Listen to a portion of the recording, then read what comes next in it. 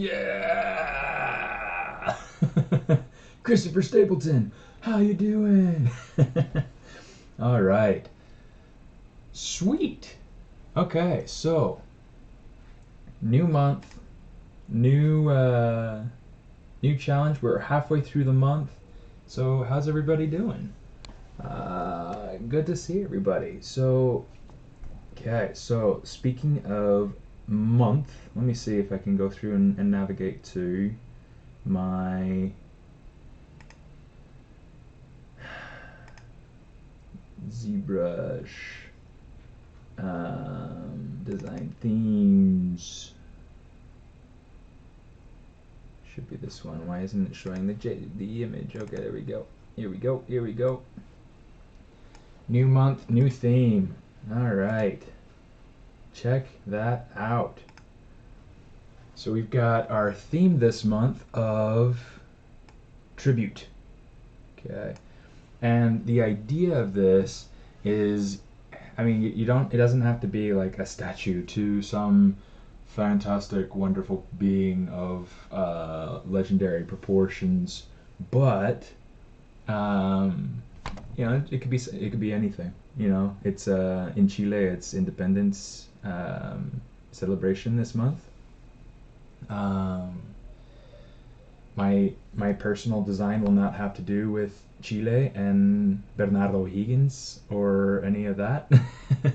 um, but I will have something so much cooler. I'm going to work on that for about an hour today, just to be able to give you a bit of the lineup. We're going to do No Spare Time at first.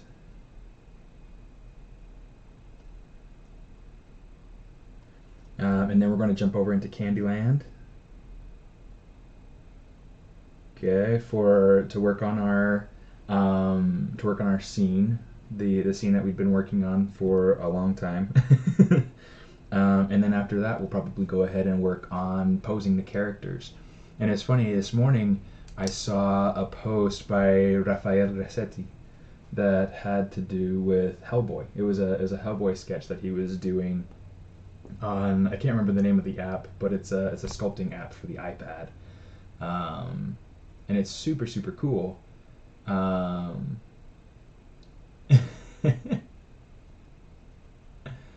Dude, I'm flattered, Christopher. That's fun. I'm glad having you around. You know, it's a good deal. Anyway, so Raphael, he had this sculpt in his, and you know, it was Hellboy, and Hellboy always makes me think of the Oni, the Japanese demons, just because of some of the similar sort of ideas of his design to what you'd typically see with a Japanese Oni.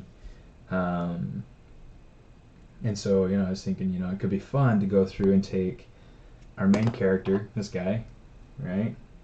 Take this guy and turn him into an Oni, you know, give him little nubs or something, little horns.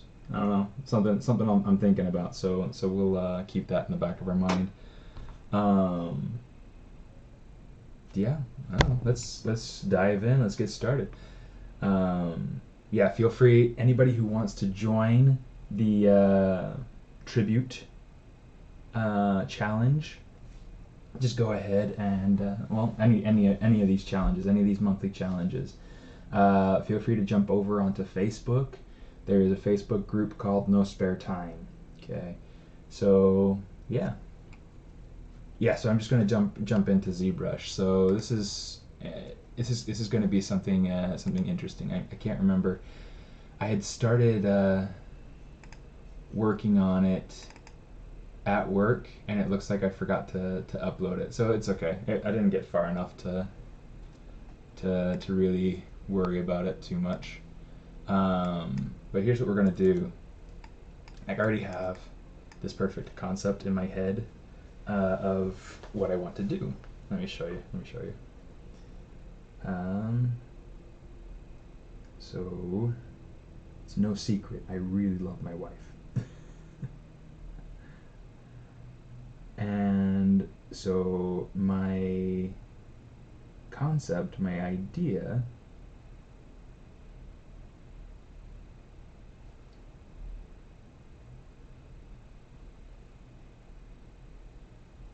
is to do this, but just the hands and the camera. Okay, so that's what I'll be doing. Okay, so I went ahead and I got some pictures for reference. I might pull them up on the screen later. We'll have to see. I have to get them into my folder first. But yeah, let's see. Okay, so right now, I just hit on Cylinder 3D. Okay, so a quick and easy way to be able to get geometry started. NPR rendering, please. We'll see if we can get to some NPR rendering later. We have some cool things that we could do with that. Oh, my back. So wonderful. Okay. I'm going to move this over. Let's try to rearrange ourselves so that we can be comfortable. In fact, I'll write down NPR just to be able to make sure it's on my radar. NPR radar.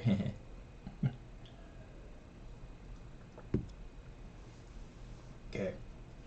So the first thing I want to do, it's kind of a smoothie. It's naked juice. I don't know if you're familiar with it or not, but it's really, really good. And I feel like it helps me energy-wise too. Where is...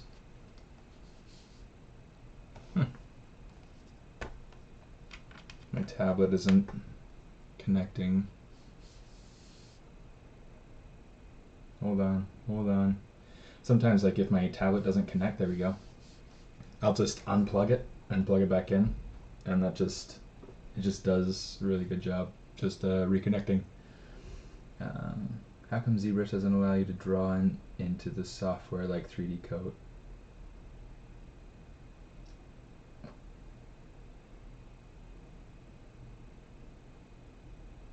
I'm not sure what you mean. Oh, so I'm using a Wacom tablet. I always recommend Wacom because I just never liked any other tablets. I've tried a few little tablets, and I can't remember off the top of my head what their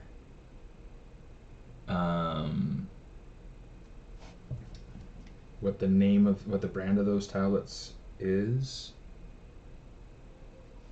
but oops. Now let's take that back. Let's see the Z. Yeah, there we go. Just need this to be nice and thin. So what this is going to be is this is going to be kind of the grip going around the lens of the camera, and it's going to have extruded bits to make sure that it that it looks like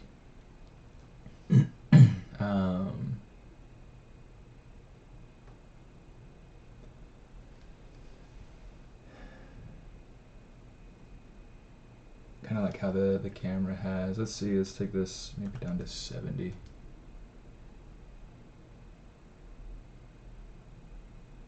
Yeah, it's 50. I'll play with that. Call that good. Okay, so once I have my initialized settings good, I've got to come up and we got to say make polymesh 3D. And I'm just going to hit this R to be able to just zero everything else out. Okay, so in our subtool list we have the one subtool. I'm just going to duplicate it a couple times. Okay, and we're gonna rename it. I'm just going to say grip ring. Okay. We're going to go ahead, we're going to say polygroup, polyloop. Let me see. We're going to say checker. And you see that? So now we have, I don't know how easy this is to see. There we go, that's a little bit easier. You can see the purple and pink there. Or the purple and less purple, I don't know, whatever you want to call it. But yeah, so this is really, really nice. So now what we can do, let me hit solo so I don't have to worry about everything else there. I'm going to come over here, we're going to say extrude, polygroup all. We're just going to pull that out. So you see now we get something like this. Super, super nice. Okay. I'm going to come over, geometry, crease. I'm just going to say crease right there. So now you can see we're getting creasing, but it's not affecting our shape. Okay. You can sculpt with a tablet. One is draw sculpting. Yeah. Been using Intuos 5 for years, starting to look for one with more surface. Like a bigger surface, is that kind of what you're talking about there, Visu? Hey Riferion, how you doing? How you doing? Okay, I think that this might be a little bit too deep. Oh, I got the camera right here as well, right?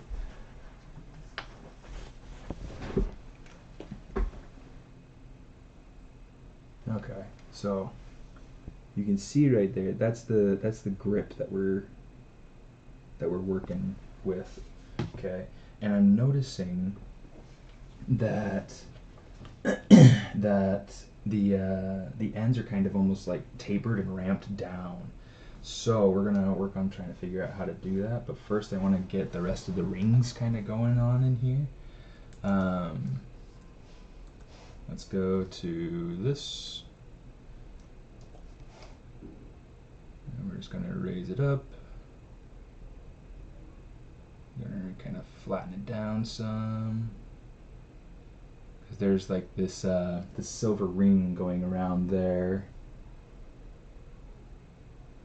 So we'll have that. In fact, technically we don't really even need to. Let's just come back here. Let's do this. Top and the bottom. Okay. So here's what I'm going to do. Let's say we're going to come over here. We're going to say crease, polygroup all. And we're going to say polygroup border. Okay, so that'll give us a good crease all the way around both polygroups, or both polygroup islands. Let's say extrude, polygroup all. Okay. And we'll just play with extruding to get the effect that we want. I think. Maybe not. That's getting me some weird effects. Did you see that? So just to be able to show you.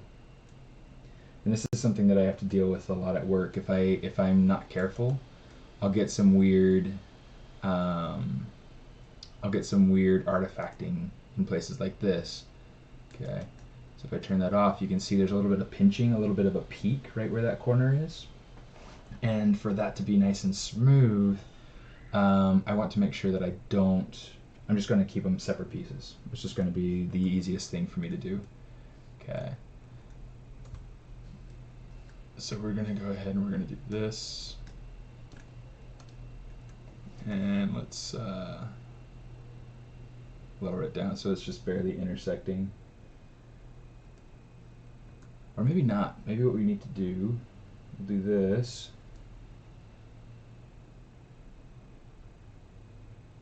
Something like that. And actually this one, maybe we'll take it down here and we need to scale it so that it has the right gap. Yeah, well, it's not that ZModeler makes those weird artifacts, because you'll get those weird artifacts in Maya or Blender or any other 3D package. It's just the fact of having the topology the way that it is, because it's just really simple. It just has creasing. There's nothing else to it. It's just what it is, right?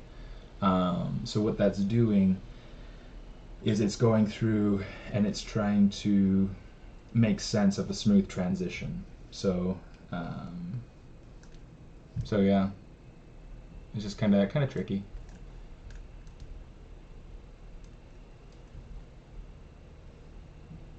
I want that to be a little bit thinner, and I want this one to be a little bit thicker.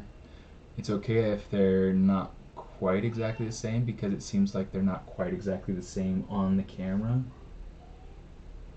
In fact, this one feels like it's supposed to be thicker than So like I'm just going through and trying to figure out kind of the series of rings going up it.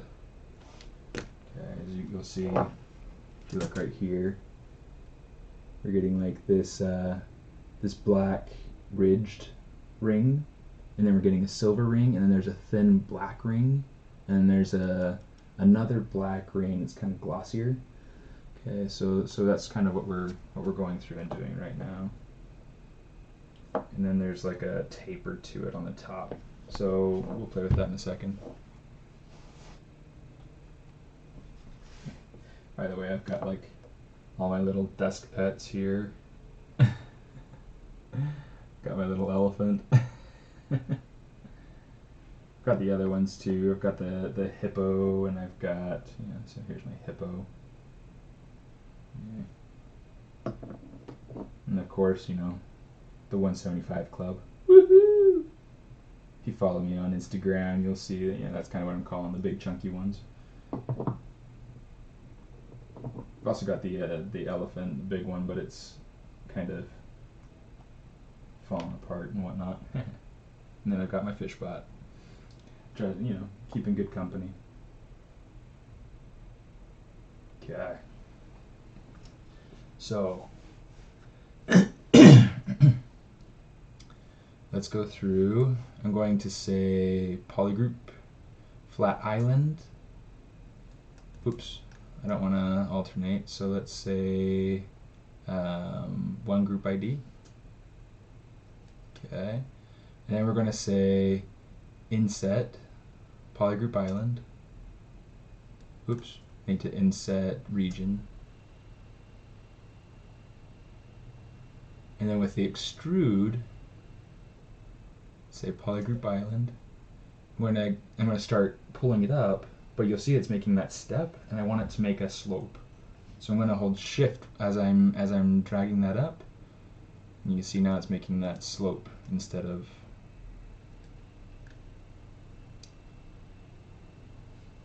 So yeah. So far so good.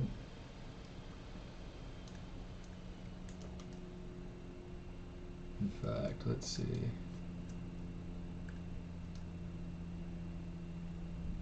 Let's do this. I want to make this a little bit bigger, and I want to make sure that it's the only thing. Okay, it is the only thing that I have selected. So I want to kind of scale it out a little bit. Okay, so I'm just gonna something like that. I think that might be a little bit better. Okay, and then I want to add creasing. So what I'm going to do, increase, you can go and you can set your tolerances and make it do an automatic crease like that. But I also have just rings kind of divided by polygroups here. And let's actually do both, because it wasn't giving me the it wasn't giving me the bottom ones. So yeah, that'll be good. Okay, starting to go somewhere. Okay, let's start heading back the other direction too now. Okay. So what I'm going to do is I just selected this one. This was on the top, but I want it to be on the bottom. Okay, so I'm going to go up here. Let's rename this lens tip. And let's rename this one lens base.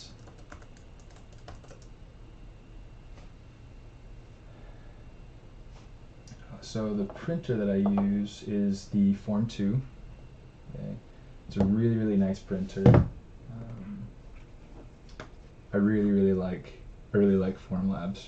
Really great company.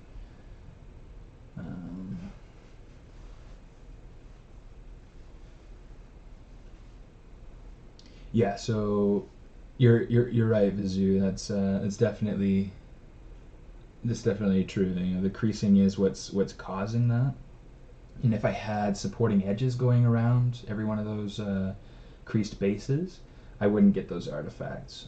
The hard thing about going through and adding supporting edges around those spots, though, is that it'll go through and it'll create like a beveled facet even when it's smooth. So it's a really tricky thing to play with. Thanks, Rafirion.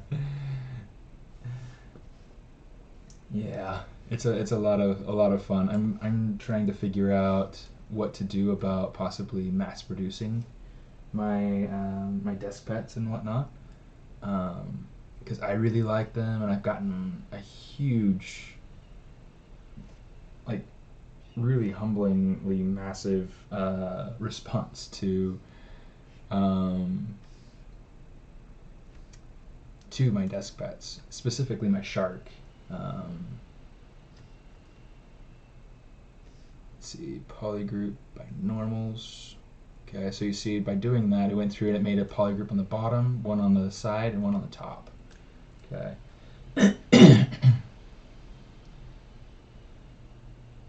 The guy that never successfully found me at Lightbox. There were actually quite a bit of people that that couldn't find me at Lightbox.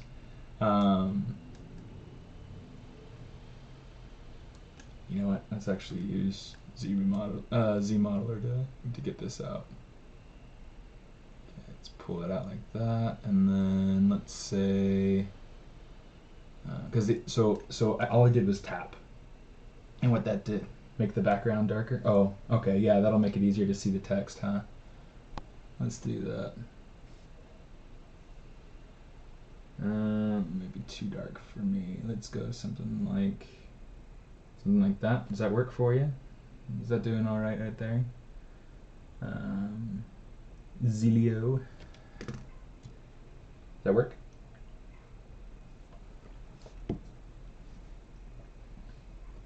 It's a really cool thing about ZBrush is you can go in here and you can custom pick any color from your UI. So there's my polygroup color, which is kind of cool. But I'm just gonna go ahead and keep it with that. That'll be a good color for us for right now, I think. All right. So yeah, all I did with ZModeler is I still had the extrude selected, and I just tapped on that polygroup, and that'll go through and it'll perform the same extrude that it did last time. And since the last time it came out that certain distance, that'll make it so that it's nice and uniform with the other end here. Okay, see it's the same distance. Okay, so now what I'm going to do is I'm going to say, let's say inset, because this might get me, see that'll get me the same distance in. Okay, so now if I come over here and collapse polyloop, now it gets me that same bevel. Oh, but not quite because I had to do that scale. I forgot.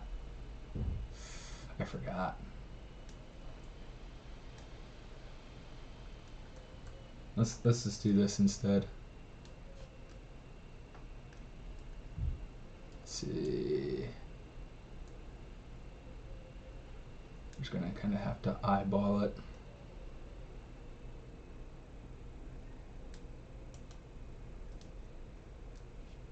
Okay, I think that's good.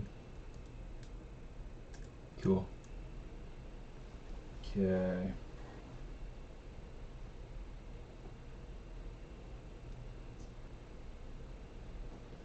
But you know what? This bevel is actually a lot longer. It feels like it's a lot deeper. Let's see if we can look at this together. You see, this is the bevel that I'm working on right now. Okay, and so you can see how it's a lot deeper than this bevel right here, and it feels like it goes in further. So let's play with that a little bit.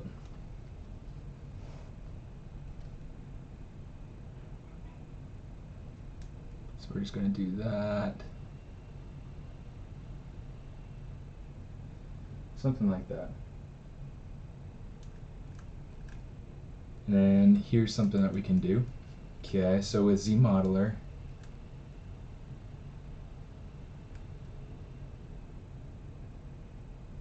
that's also a possibility. I could go through and do that, getting a profile picture of it, and then using my see-through functionality to be able to see the image behind it. I'm not as concerned with being exact.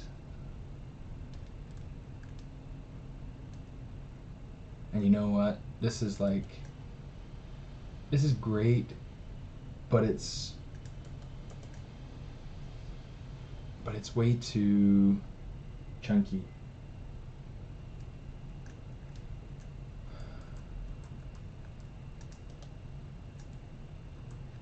Okay, so here's what we're gonna do. We're gonna say crease to make sure to keep those edges nice and is there a way to see visual measurements?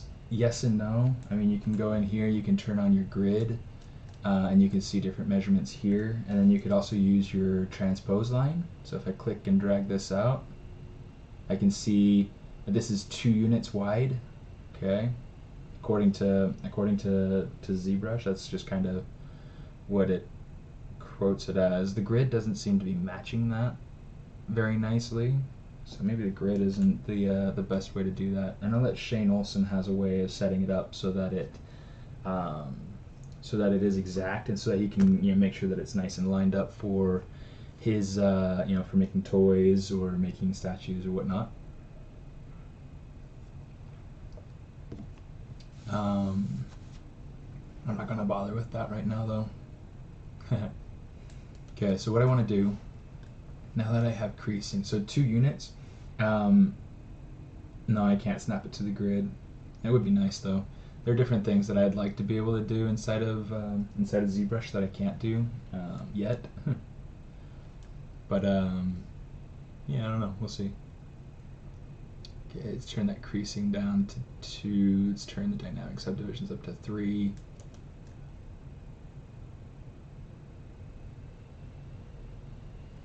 And let's turn the dynamic up to 4 and turn the creasing up to 3. That's better. I'll have to go through and play with the scale and things like that in a minute. Okay, so what I want to do here now is I want to go Control D once, twice, maybe just once. Delete lower.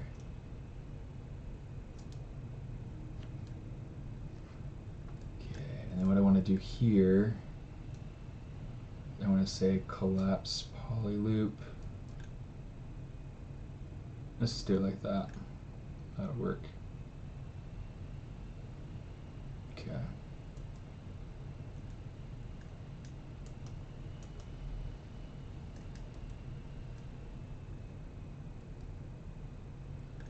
Interesting. Let's actually do this. We're gonna say delete flat island, just to be able to make sure that I have a nice clean close convex hole. We're gonna say resolution of 1, polygroup flat. That should be good. Okay, so then we get that. So now we're just kind of back to where we were, but it's nice and clean. Okay, so you see that. I have dynamic subdivision turned on now, and it's nice and clean.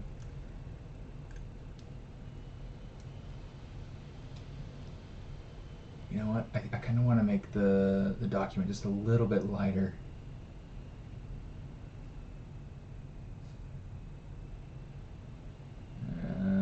Let's do...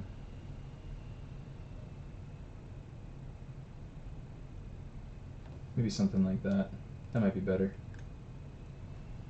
I'll play with that. Just because then I feel like I get a little bit better contrast between the model and the background. So ZBrush is something that I learned on my own, and it's been one heck of a journey. It is a super, super fun piece of software, but as I was getting ready to graduate from school, I saw a lot of the job postings that I wanted to apply for that they required ZBrush. You know, things like Disney or Pixar, or, well, actually Pixar, no, not at the time, DreamWorks, Naughty Dog, I don't know, all sorts of other, the big studios, Santa Monica Studios, Blizzard, and I wanted to be able to apply to those confidently, knowing that, you know, I've got you know, I know how to use the software that they want me to use, and not Island, Polygroup All.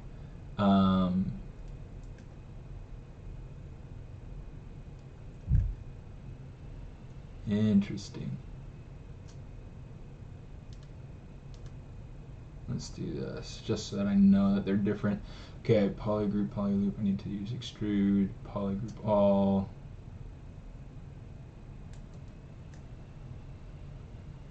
Something like that should be better. Still a little bit chunky, but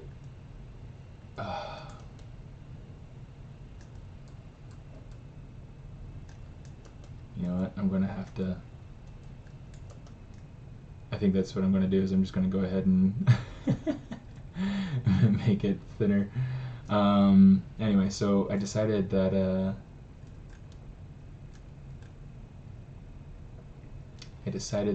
I wanted to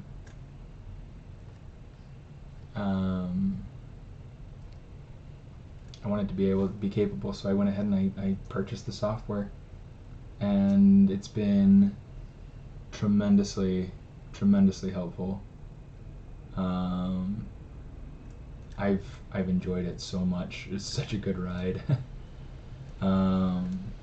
You know, besides being professionally helpful, like at Disney, I use the I use primarily ZBrush, but also use Maya. But it's so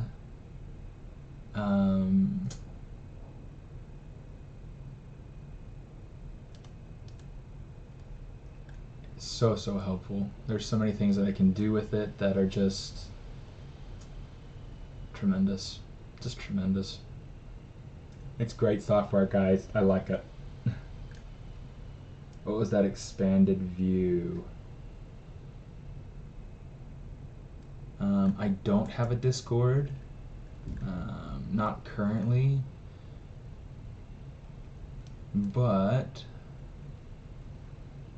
I mean, you're welcome to pipe in here. That's totally fine if you have things that you do or do not like about what I'm doing. Okay, so we're gonna call that good.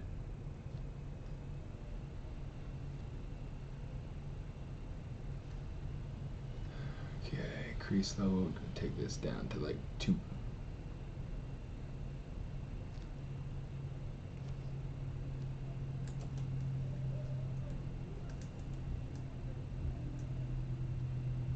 Say crease that, and then we're gonna say inset polygroup all.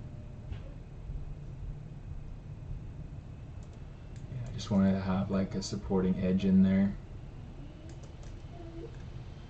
And then let's get a couple of supporting edges in here too. So what I'm going to do, let's say insert multiple edge loops. That'll just give me a good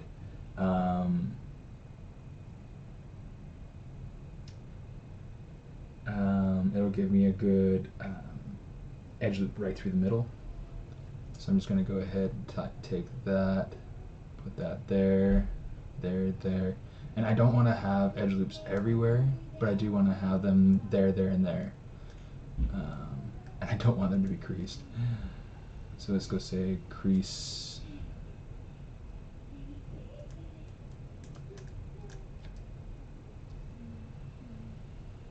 Okay.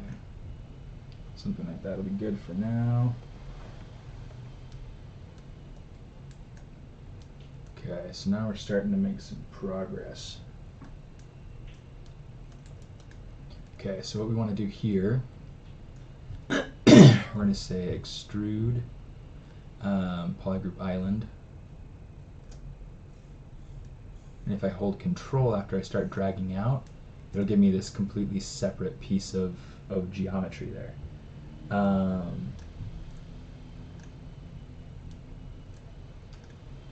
so I'm going to go ahead and do that. Put that in there like that, something like that. That's about right. Okay. I'm going to break it off again. Take it back nice and close. Now, I am keeping these things separate for right now. However, I will be going through and kind of making like a core piece to kind of make sure that they all stay together. I do want to be able to print this. Yeah, so far we've got something like this. I wanna get the base going in, like the actual camera base piece.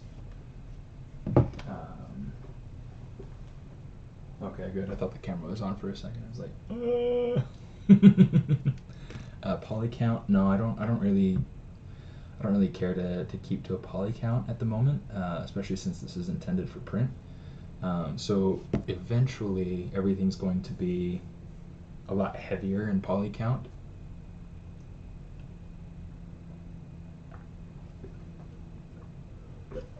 That's good juice. So yeah, that's kind of the idea. Okay.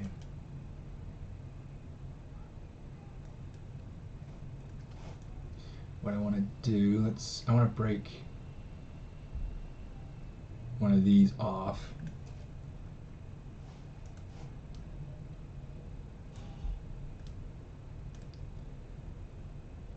Okay, so just get an entirely new one. So I'm just holding Control when I'm using my gizmo and the Move tool, and that'll allow me to kind of just, control, and you click and you drag off a whole new piece. So if you use the arrows, it'll break it off in a specific direction. It's really nice, super useful. Okay, so I've got that. Okay, and I want to split unmasked. Okay, so now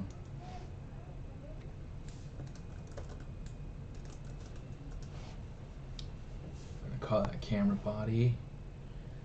Okay, so essentially what we want to do,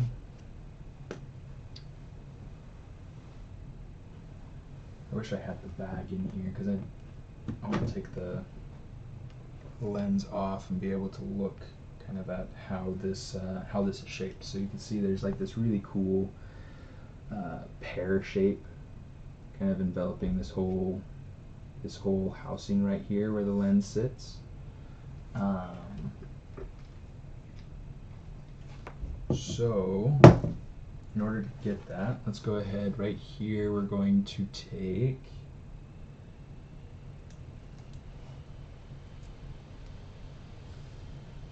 let's take that right there, and we're just gonna kind of drag it out. Okay, it doesn't really matter at this point how thick this is, because this is just going to be part of the main base.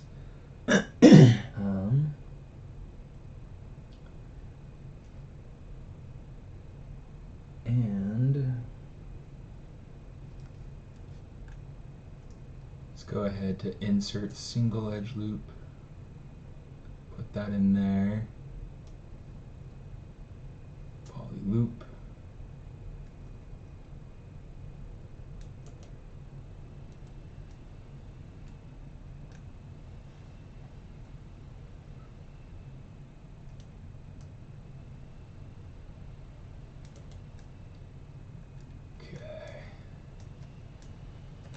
Make sure that I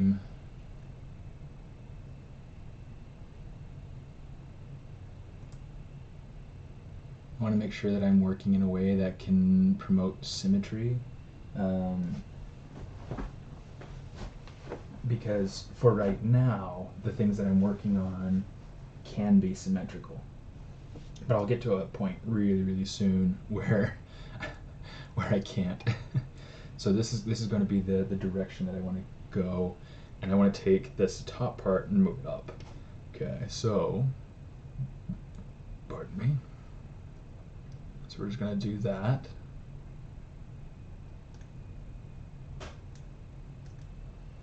Okay, let's see.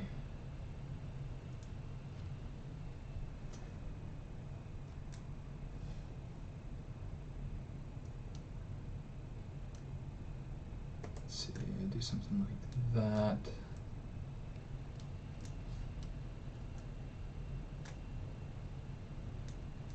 get rid of that. And no, we won't. Yeah, we'll get rid of that. Okay.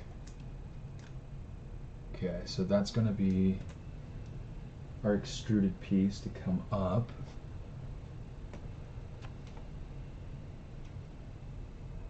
Man, there's so much more to that shape than I care to model.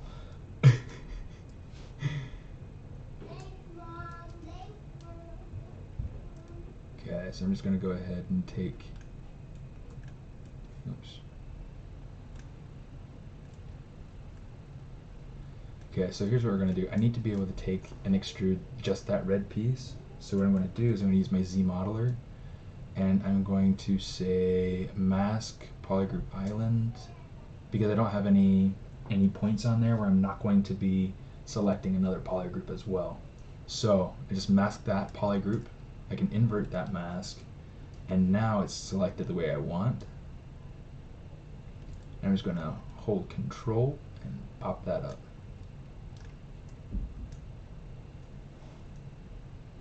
Okay. And you know what? It probably doesn't even need to be that far down. Let me see. It's more like the top third instead of the top half. So let's do this instead. Something like that. Okay. Kind of scale it in. Yeah, let's kind of make it so that it's not so much, and then we'll go ahead and we'll do another one. Anybody going to the ZBrush Summit? And let's do this. Go like that, so that way it's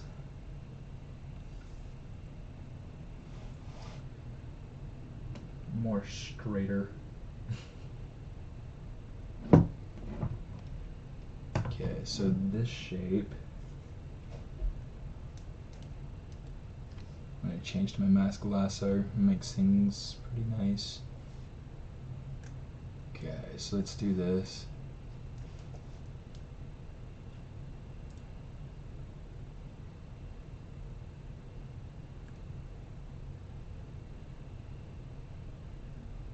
Now this backside isn't something that I really need, so I'm going to say delete flat island. That's fine. Let's just get rid of it. It's totally fine. Okay, this part is the part that I want to make sure that I get the way I want it. Okay, so let's go back in here. Let's mask that. I'm going to give it a new polygroup. And we'll say mask polygroup island and do the same thing. Okay. So what I'm going to do, let's go ahead, let's do that just to kind of soften that mask. But I want to make absolutely sure that this area stays exactly where it is.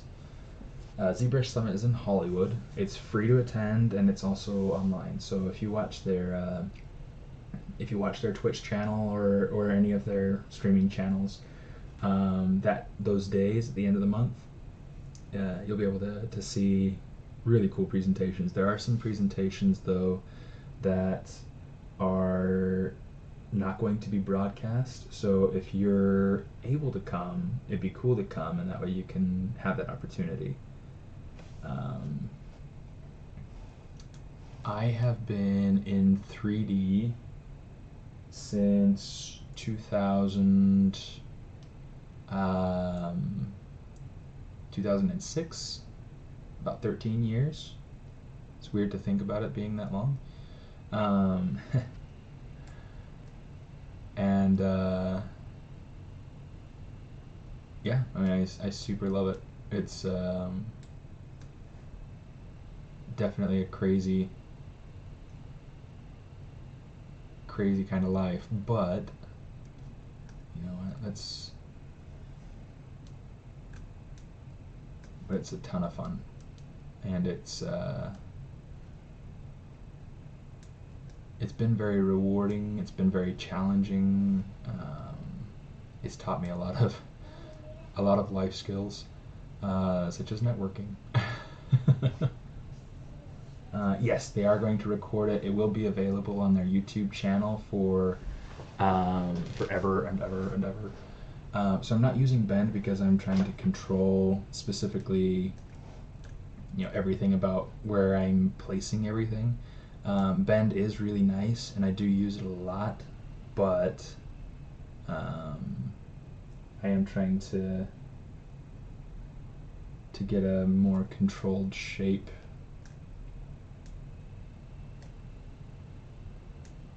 Okay, so this line right here is not straight across. I want it to be.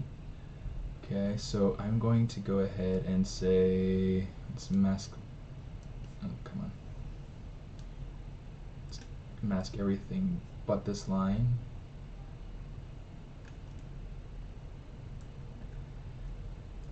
Okay, so now I'm going to use my scale tool. And this is a really cool trick, guys. Super, super useful. I'm just going to drag across, make sure that it snaps to both points. And then this center one, if I just scale, you see all those points are starting to come and line up with the tool. Oh, shoot. If you grab the tool, though, it'll mess you up.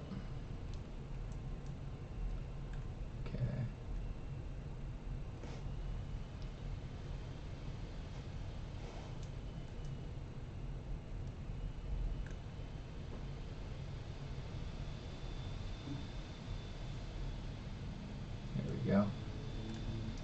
Okay, so now I know that that's nice and straight.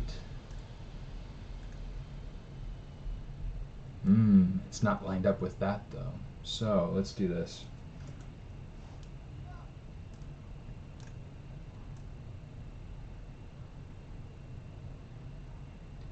Just gonna kind of bring it forward like that. Let's bring this one forward with it so that way we get alignment in a couple different pieces. Okay, that'll work.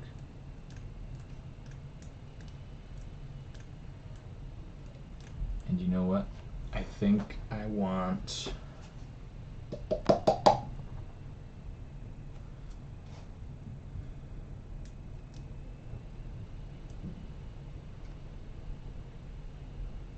let's do this.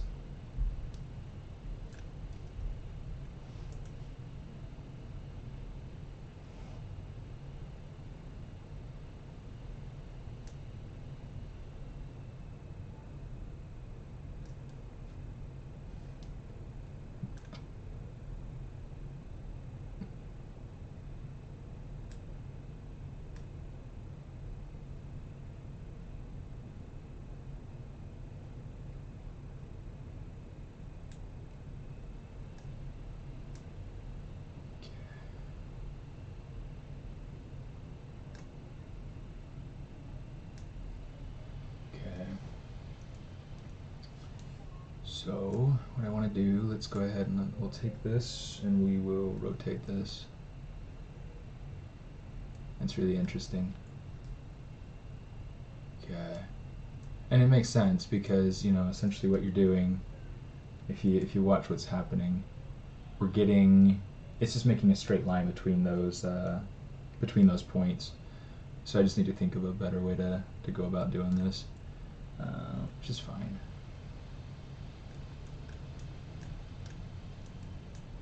We're going to go ahead and say slice. Okay, so that gives us a nice loop right there. Oops.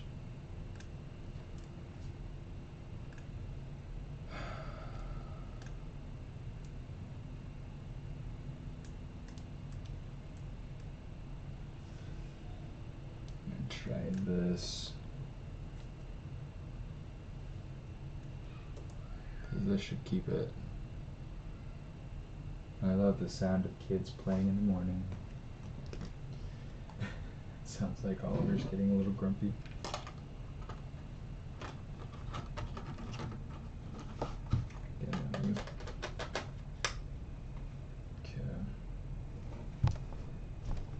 Let me see. Oh, sounds like package just got here and they threw it.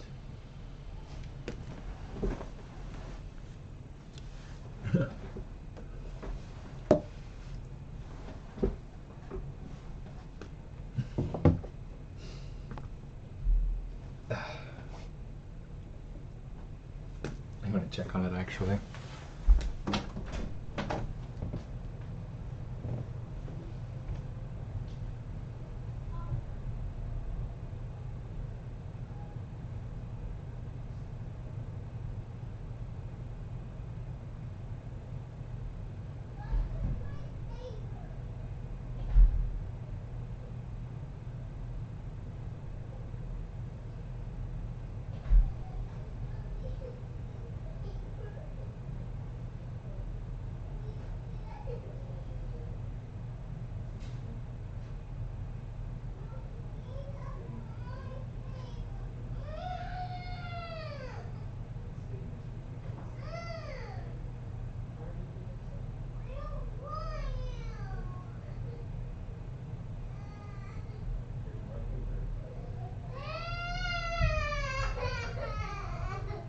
Buddy, I'm working, bud.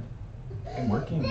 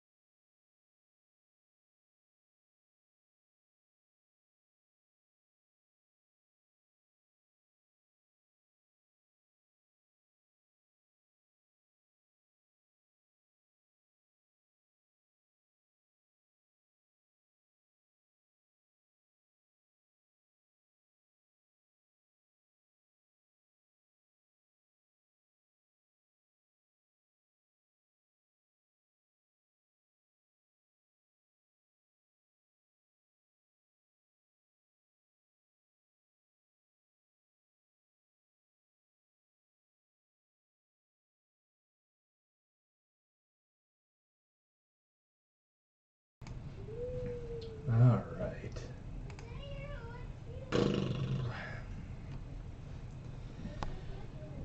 Okay. Start over. So yeah, the delivery man threw my. I'll show you what it is.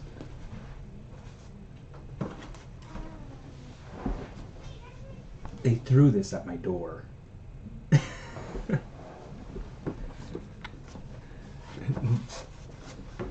It's really frustrating.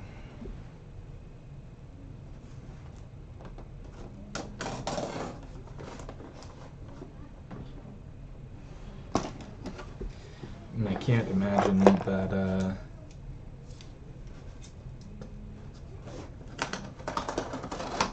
I can't imagine them wanting their packages ruined, especially if it's something expensive. It was FedEx, actually. And, you know, Formlabs does a good job packaging their things. But I mean, golly, if that bottom piece had been punctured or destroyed in any way, that would have been rough. Because I've been waiting for this so that I could get to printing again. my old tank is just needing replaced.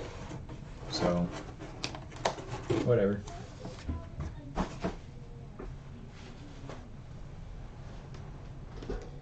Whatever. You know what? Maybe what I need to do is just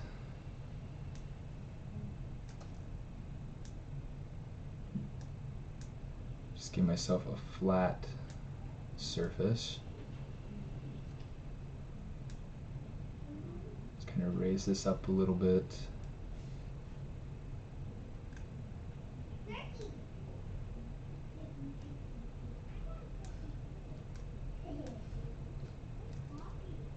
And then we'll just kind of clip it down so that it's nice and flat. Do something similar for the top.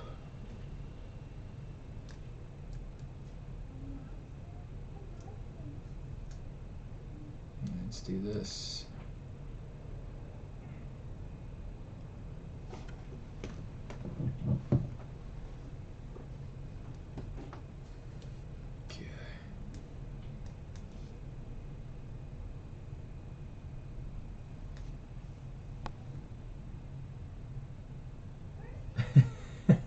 Testing the durability for me.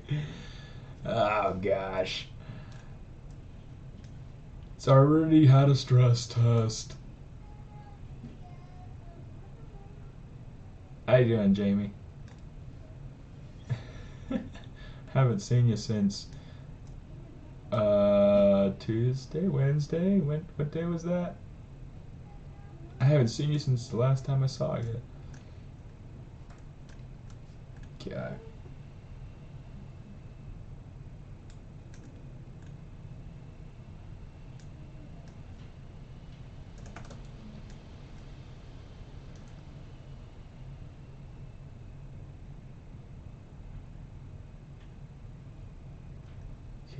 So let's go ahead, let's grab this.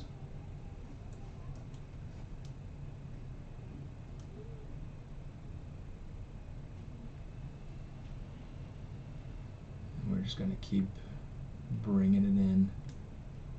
Yeah, that's a little bit too narrow, but we'll play with it. I feel like my mind is just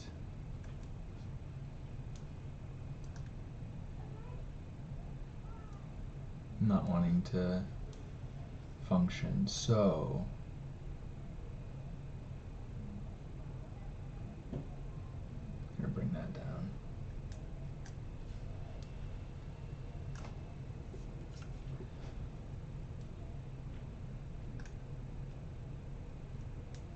Okay.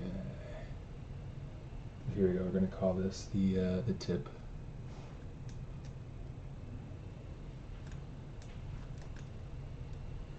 And this is where we're going to go ahead and start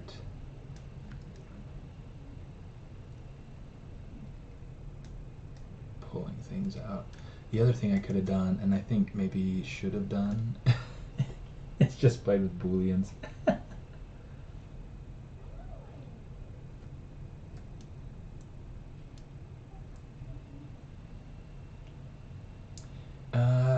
Yeah, so I go back and forth between the transpose line and the gizmo pretty regularly. It just depends on what it is that I'm working on. There is a lot of really cool functionality with the transpose line that I can't get with the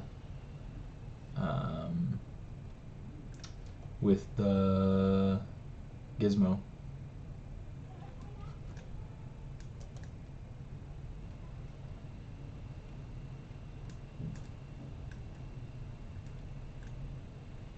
So that's not going to be nearly enough. Let's do this.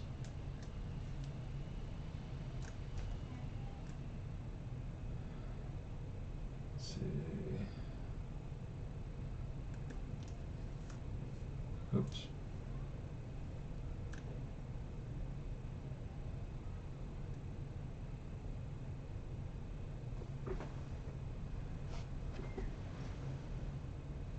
Okay, so here's an example. Okay, Okay, so I want to give this more of like a slope up rather than being, you know, straight, flat, and level. So I'm going to use my transpose line. Okay, I'm using the move transpose line, and I dragged it out from the center that I want it to kind of pivot from. I'm just going to click and drag, and that gives me a nice little slope. Now if I hold Alt when I do that, it's going to give me kind of like this weird tapered effect, and it's really helpful for a lot of things. I use it a lot, but for this particular one I want it to be nice and straight. So it does actually look like it's kind of bowed in the middle, which is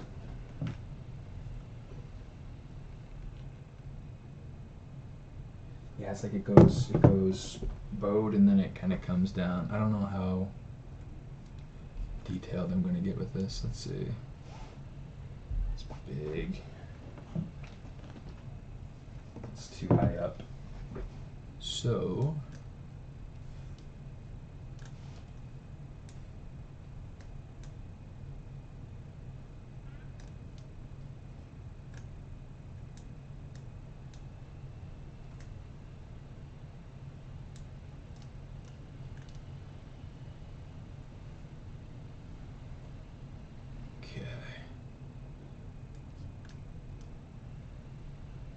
so let's go in here, let's say we're going to use extrude poly loop. And I'm holding shift to just kind of pull it out. Oh shoot, no, I'm holding alt to be I meant to hold shift to pull it out. Okay. Something got really weird right there, so I'm just going to delete this edge loop, make a new one, because I can. And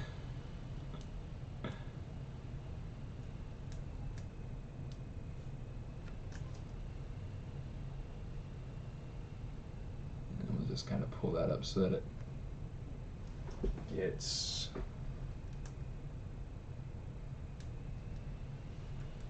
maybe not. Let's say, yeah, I need to. Let's give it more of this sort of effect. Let's go ahead and take this, we'll pull it down, and then we'll slope it.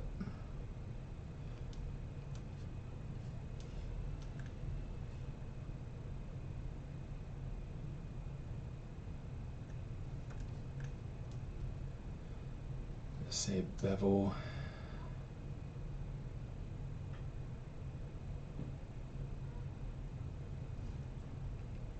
That might be pretty decent. Let's insert this, and we're going to transpose edge loop partial. Let's just use the gizmo and just kind of pull on it, and that'll give me kind of like that nice smoothish transition there.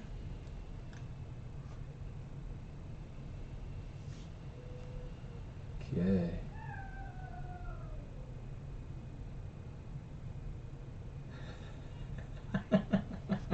Keep calm and ZBrush on. Keeping your cool with the delivery guy. I was actually going to go and tell him, you know, please be more careful. I mean, this thing costs money. Good grief. But no, he was completely gone by the time I'd even gotten down there. It was, I was frustrated. The little ones are fine. They're easier to deal with than a delivery guy. In some ways.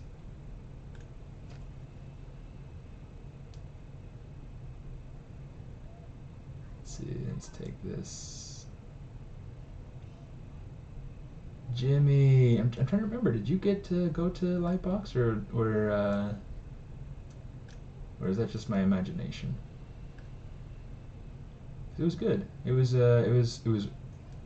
easily the best expo, the best convention I've been to, and it was a lot of fun. It was a lot of fun.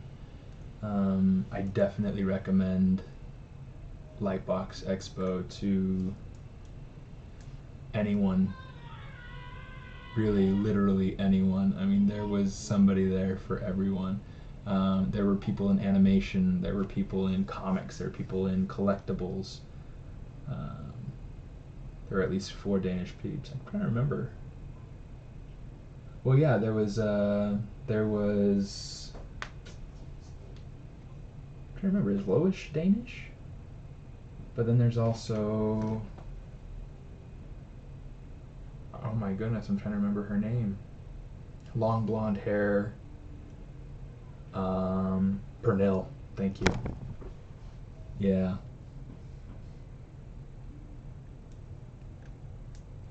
Yeah. I got to meet her once when she came to visit DreamWorks when I was working there.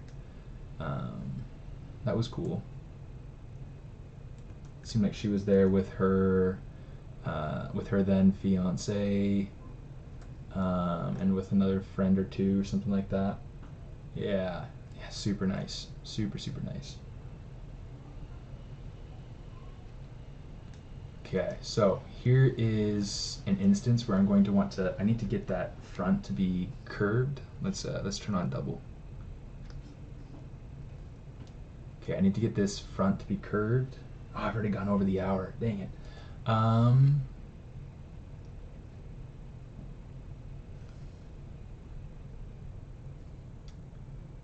on. Let's go from there to there.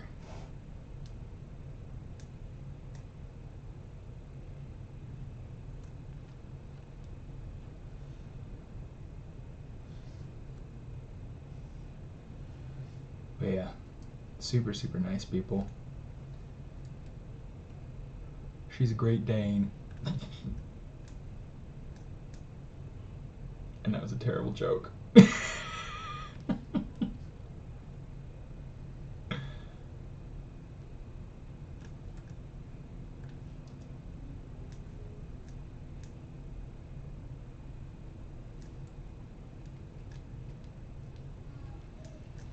Okay.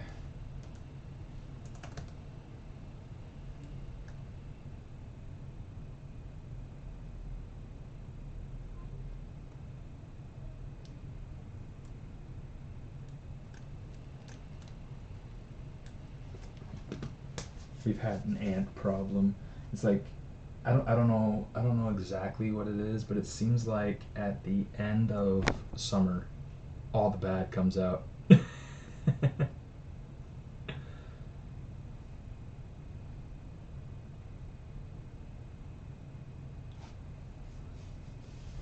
Yeah, dude. If you come to Lightbox next year, Jimmy, yeah, we definitely need to meet up. Cause like I've known you for years without actually knowing you. It's sad. It's sad.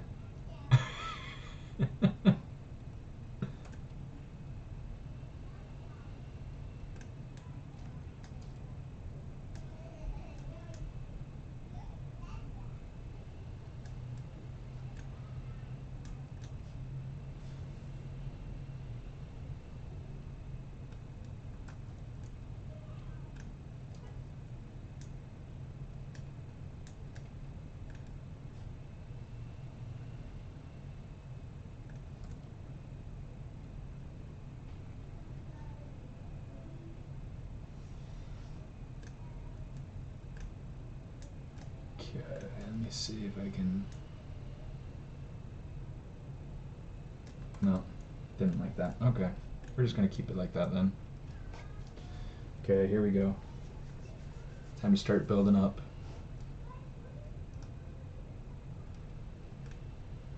Okay, so here's what I'm gonna do. In order to get the back side of the camera, what I'm going to do is I'm going to go ahead, I'm going to say close, I'm just going to use concave hole. The topology doesn't matter for this part, I'm going to get rid of it eventually anyway. So what I want to do, I'm going to select that, make sure that's all it's selected, okay. And then same thing, I'm just going to drag out my transpose line. You can use the gizmo to hold control, and then hold shift, and then drag that out. Okay. So now what's cool about this is that just gives me extra topology to be able to play with. I'm going to go ahead and take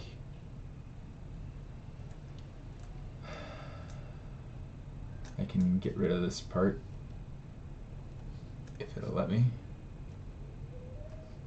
Geometry, delete hidden. Okay. So now let me see. I really ought to get on to working on that environment piece. I'm going to go ahead and save it. It's important to go through and save. So let's say design themes. Come on. Sculpts. New folder. 04. Tribute.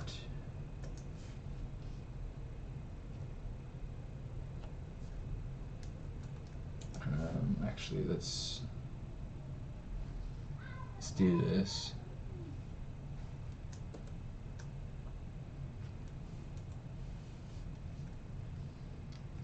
Okay, we'll make that visibility to off. We'll probably go through and actually build another piece that we'll go ahead and we'll start making the actual body from, and then we'll bridge everything together. But for right now, that's kind of what where we'll leave it at.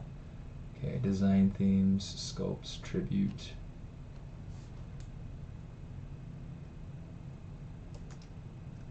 Have I been naming these sculpts? Yeah, so I've just been naming them. So tribute 01. And then, yeah, I'll have to get in at some point and try to finish it. Okay. Candyland 21. Let's work on this a little bit. What did I work on today? What did I work on today?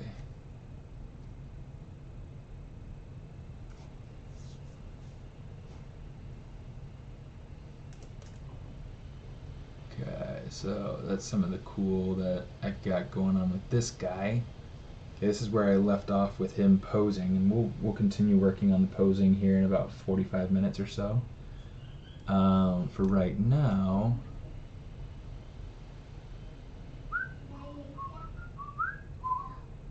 okay, now we want to go over to the mountain.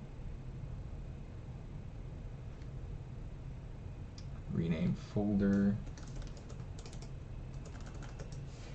Let's call it mountain. Okay. I feel like I can't see. Ugh.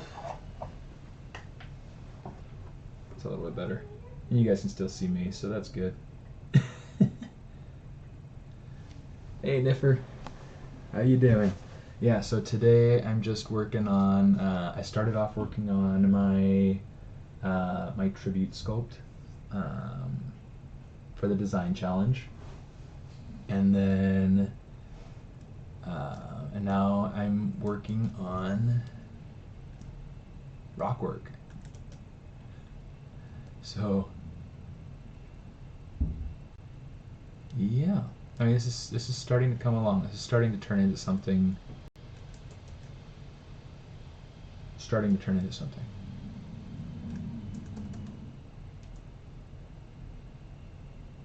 So we'll have to see what it really gets turned into.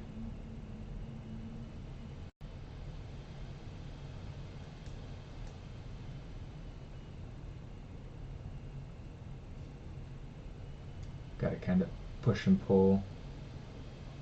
So the idea of the challenge, you can interpret it exactly just however you feel like you want to interpret it. So I put in the image of, yeah, so no, the group name on Facebook is No Spare Time. Okay. Yeah, so the idea is to interpret it just exactly however it comes out to you, however it makes sense to you. So like I included, you know, some pictures from Egypt. I included Nefertiti, um, you know, just as like a, you know, that was something that they had done to be able to create an homage to a queen, you know, a tribute. But your tribute could be anything of like a fan art, like if it's you know, if it's a character that you really identify with or enjoy. You could do something that has anything to do with, you maybe like someone who was instrumental in your country's history, or a tribute to a character from mythology, or a tribute to your dog. I don't know. You know, you can do a tribute to all sorts of different little things. My ears are doing some weird things. Okay.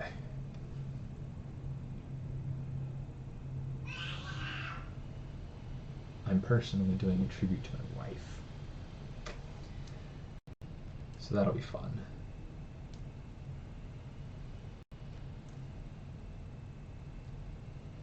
Okay, I'm trying to decide if I like how this is going along.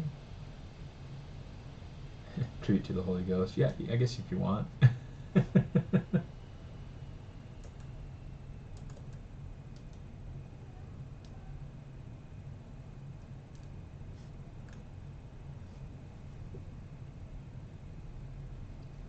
Is that working?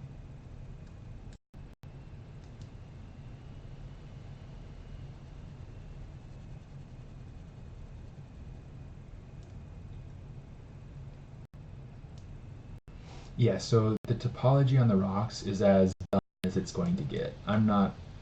Oh, that's why it's not working. So you see, I mean, it's not super clean, but it doesn't need to be super clean. Oh, so you joined the group. Okay, so maybe we'll go ahead and we'll show the group off a little bit. Okay, so there is.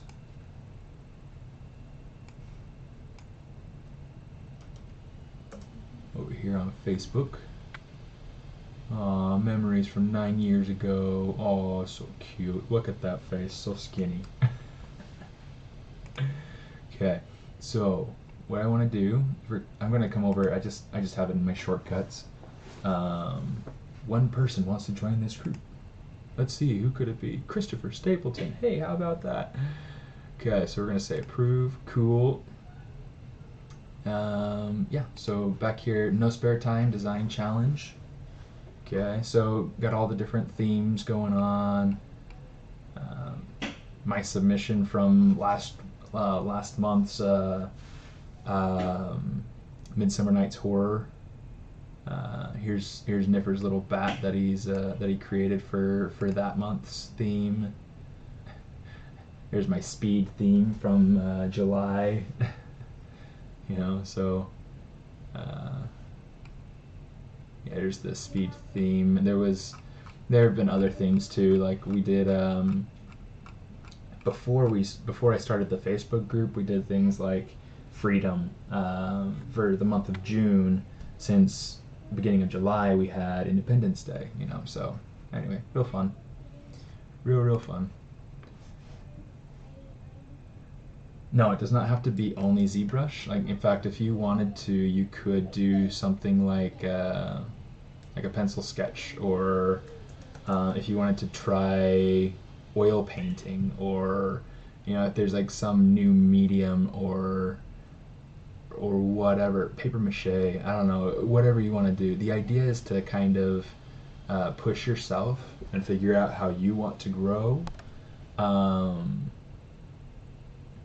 And if that means that you're trying new things in ZBrush, then great. If you're trying to figure out how to get better with proportions and you want to just work on sketching and observing, that's totally fine too. There's nothing wrong with any of that.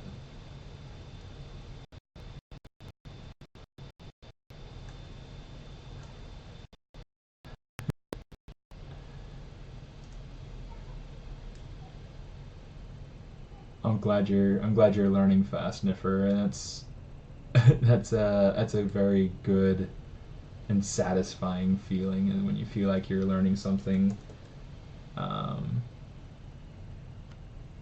I'm always super grateful when I learn things.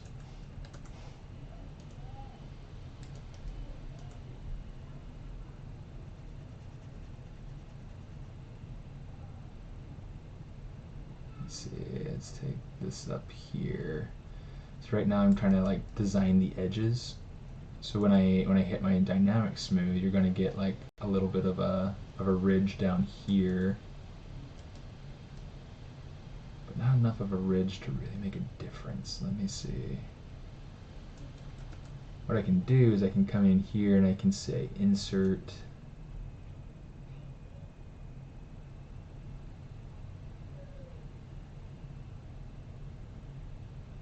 Okay, now if I hit dynamic, that'll get me more ridge in there. Oops.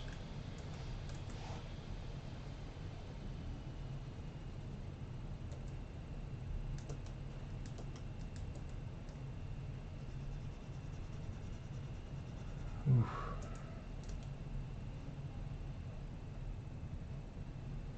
See, what's cool about rocks is that you can do all sorts of things with it.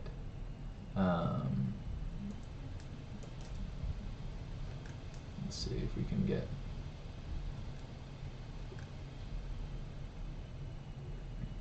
And we're getting close enough on the rock work that we might not even have to do a whole lot more on it.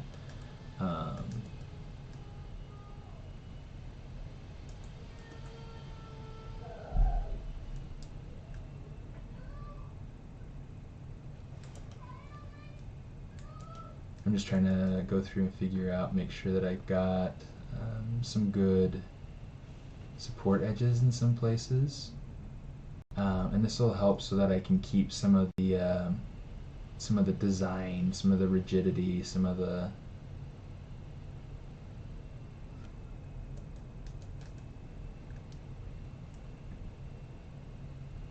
because I want it to feel more like it's been. Oops. Not poly loop. Single poly, please.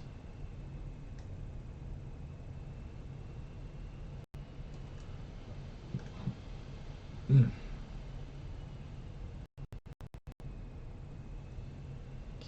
something like that.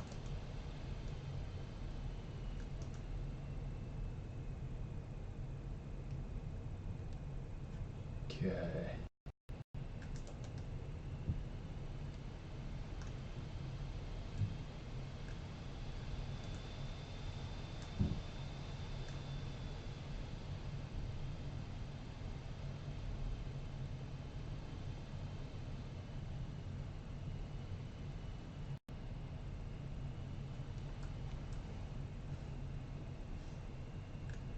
Let's do that, pull that out.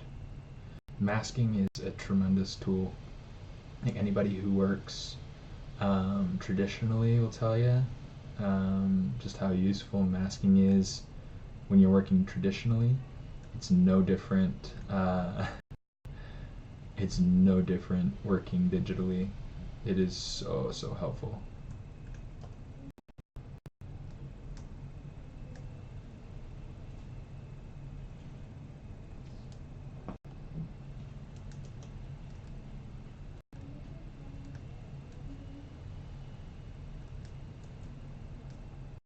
Is that open? It is open. Look at that. Can't believe I would have an open. Say close. I'll just cap these off.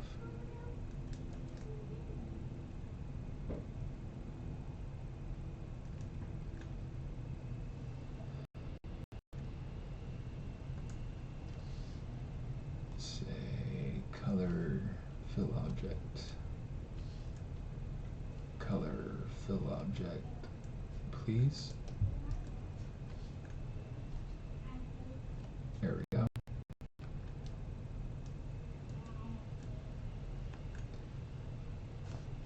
Let's make sure it's all the same material too. Let's go ahead and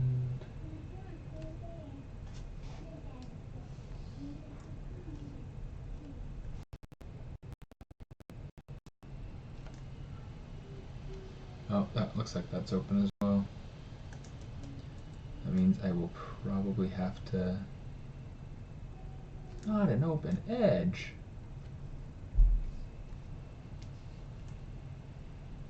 Oh. It's flipped. Okay, so here's how we gotta fix that. In fact, I'm gonna do it like this. Nope, not like that.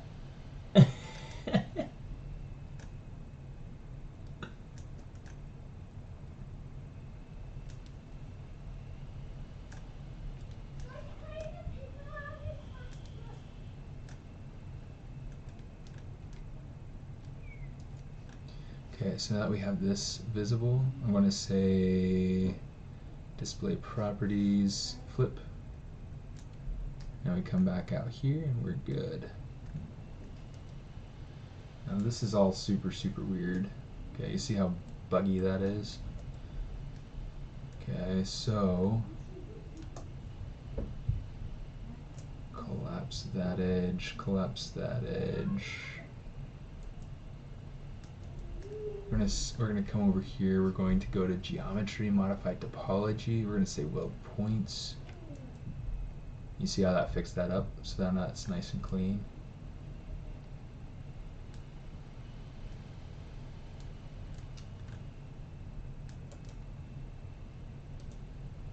Okay, so that's kind of smooth.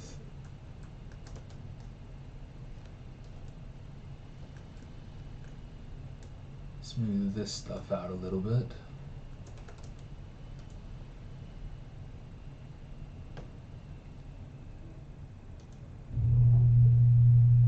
Oh, it sounds like somebody's going out the garage. Wonder if they're going to the playground or if they're just going to go play outside.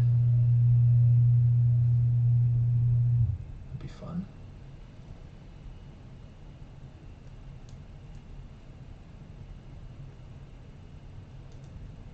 Okay, so I'm trying to control this topology a little bit to give me a sense of high points and low points. Something that is really good about having some sense of topology to your model, even if it is just rock work,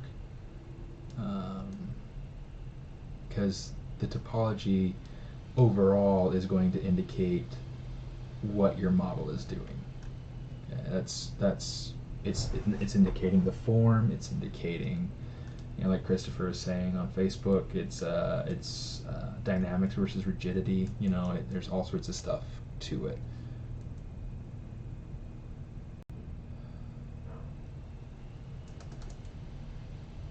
Come on, you.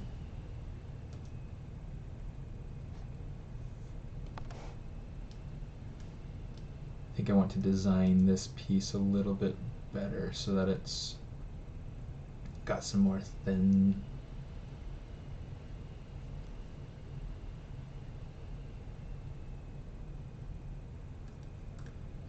Keep the base somewhat thick. Let's just kind of go in here and make this kind of thin.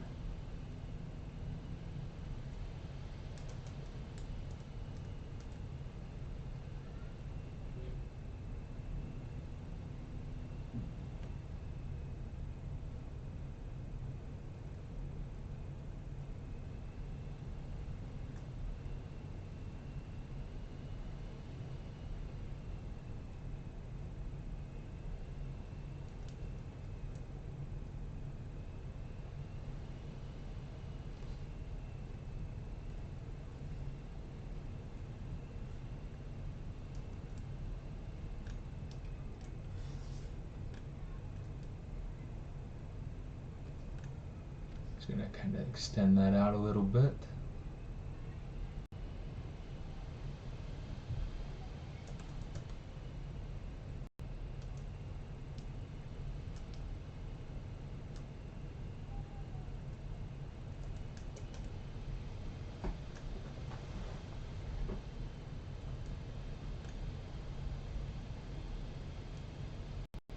See, this over here feels too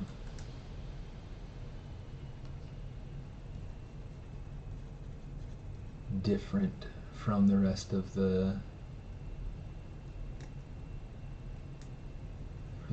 mountains. So I'm just going to kind of smooth it out some, and that seems to be helping.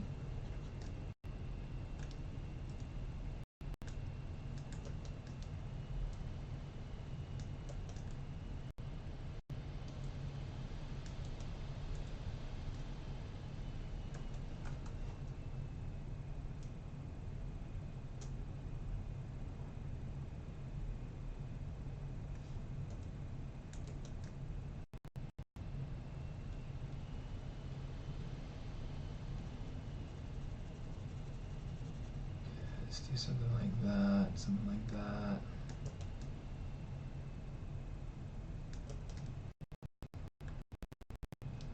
Ooh, I like that.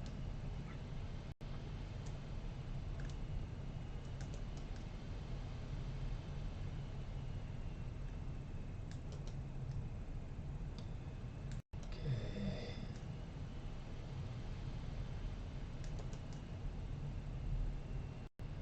That's better. Ooh, I like that too. Okay. Let's see.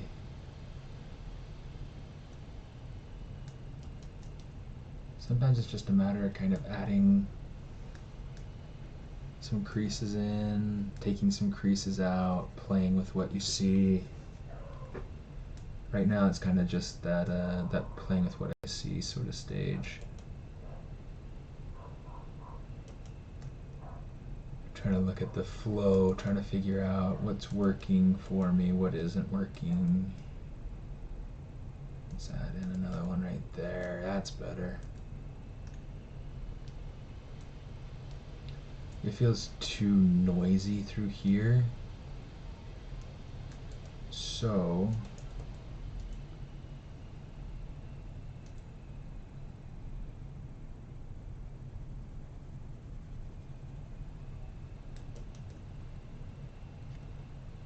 just gonna kind of come in here.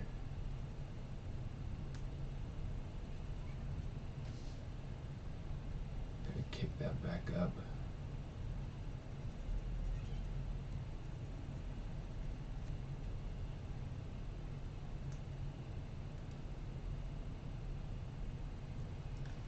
Okay.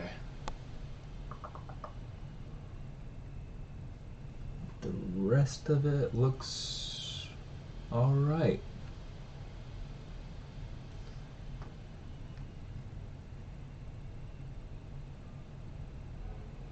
Let's add a noise. Let's take off the color blend. What I'm hoping to get out of adding this noise is to get a little bit of a surface variation. And then from that surface variation, let me see.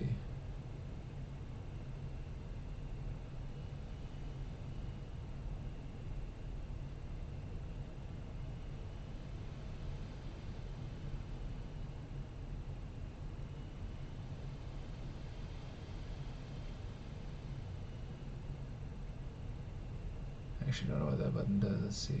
Okay. Nope, I want it on. It should hopefully take my topology and vary it just enough to make it so it doesn't seem as smooth. So we're gonna see. No, it's as big as it'll get. Okay.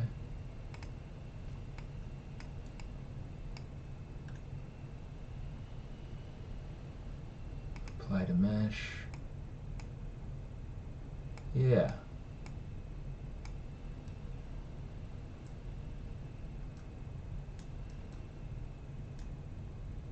Yeah, that added a little bit of irregularities there that I like. Let's keep it. Okay, so we're gonna do the same thing here. Same thing, noise all the way up, color to 0.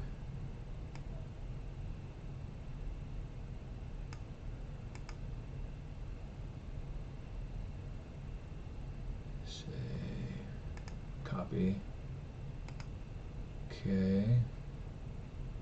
Apply to mesh.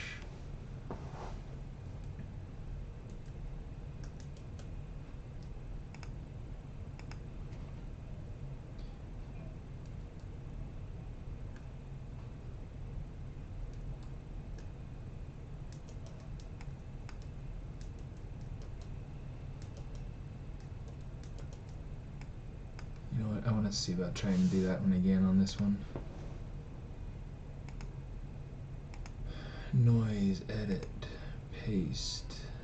Okay. Apply to mesh. Do the same thing to these pieces over here. Noise, paste.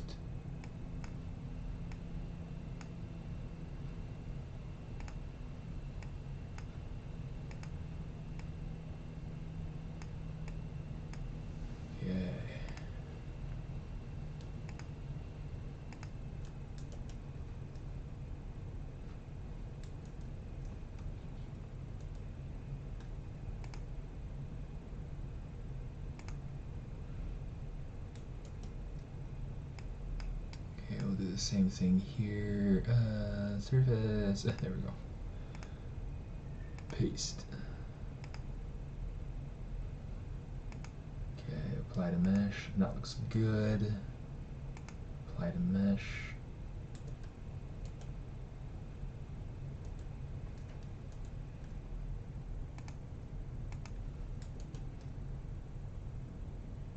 Okay, so let's do this again. Surface, edit, paste. Okay. Apply to mesh. That's better.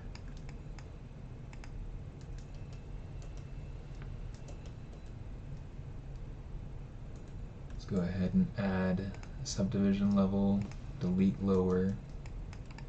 Okay, we're going to do the same thing. Surface, noise, paste. Okay. Apply to mesh.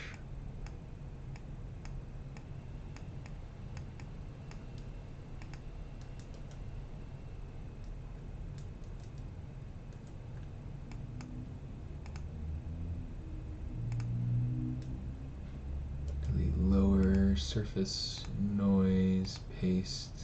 Okay. Apply to mesh.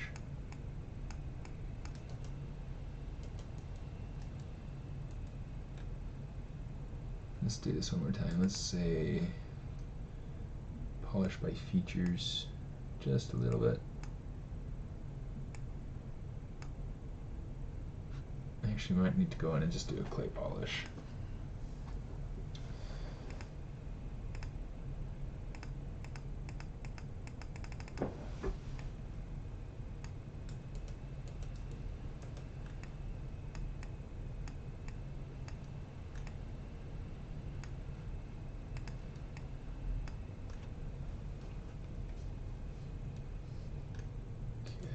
See, I want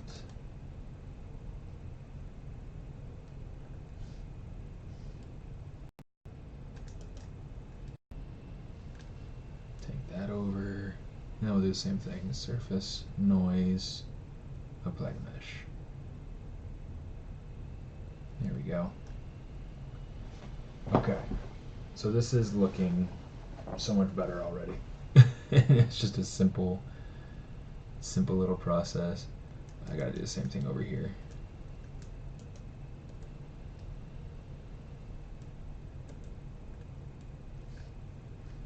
Geometry, delete lower.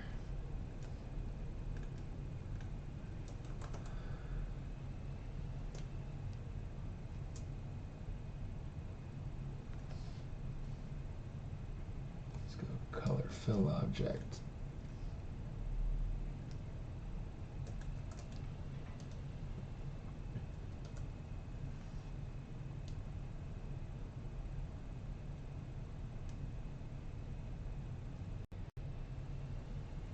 Let me see.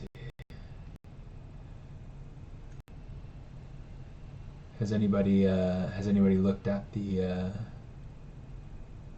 summit schedule and gotten excited over anything in particular.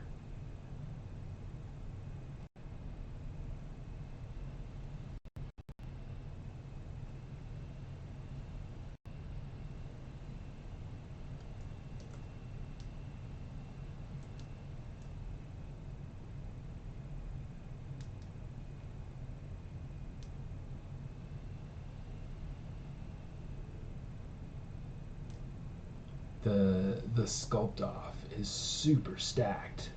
Holy cow! Like I was looking at the lineup, and it is intense. Like one of the things that I'm super excited. Like I love watching the sculpt off. It's just such a tremendous event. I love the sculpt off. And this year, I was watching Paul Gabri's "Did You Know" ZBrush stream from the other day, and one of the things that he talked about. So if you were at the ZBrush Summit last year, you'll remember the Michelangelo challenge. And that was super cool. It's a really neat, fun, fun little challenge. You got 15 minutes, and whatever you could do in 15 minutes, carving out of a block inside a ZBrush, was, that's all the time you got. 15 minutes, and it was such a good exercise. So what they're doing this year is, instead of the Michelangelo challenge, they're doing an emoji challenge. So essentially, you have to go through and you have 15 minutes to sculpt an emoji. And if you think about it, 15 minutes is not a lot of time. I don't know yet what rules there will be. They'll probably have a custom license of ZBrush on the computers that you sculpt on this year. But other than that, I'm not sure what other rules they'll have. Like last year, they had a specific scene that you had to start from, and they had very limited brushes that you could use. So I don't know if they'll have the same thing set up, like the same sort of setup this year, like a limited brushes, or if it'll be like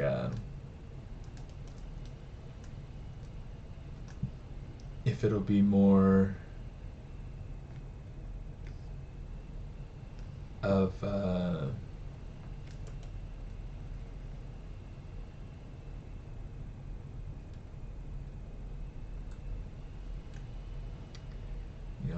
let's turn down the strength.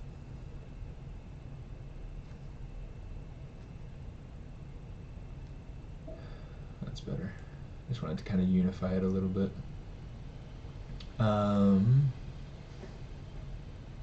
But yeah, I don't know if they'll have something similar where they'll have like limited brushes and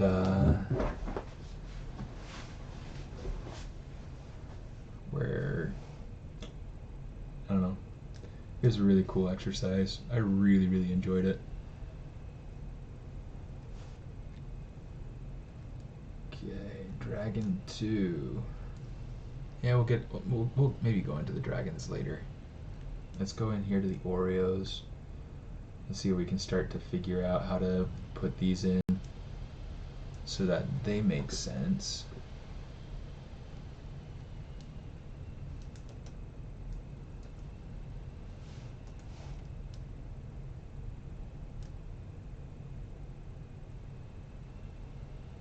It's been a while since I've brought out the Oreos.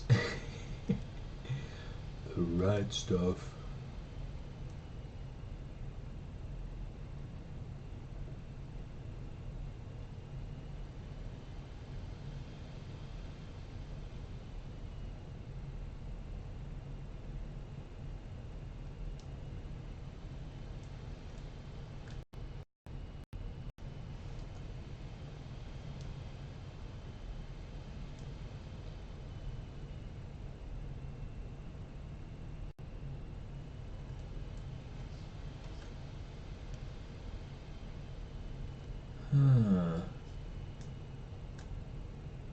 I'm missing. Where's the cream filling? No, that's the stuff. Okay.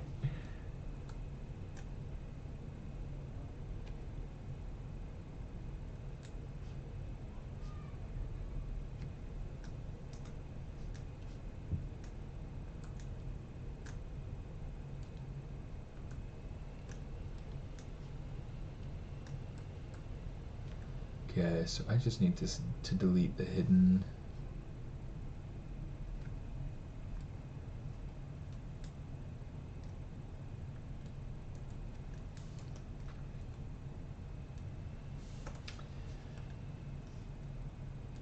So UIs.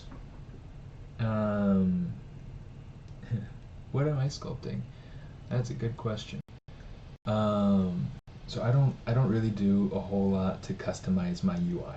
I keep my UI very vanilla, very plain, very regular, plain old vanilla.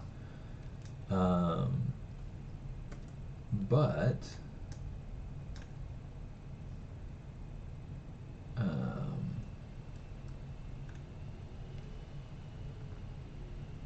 what is that? Got hairy Oreos.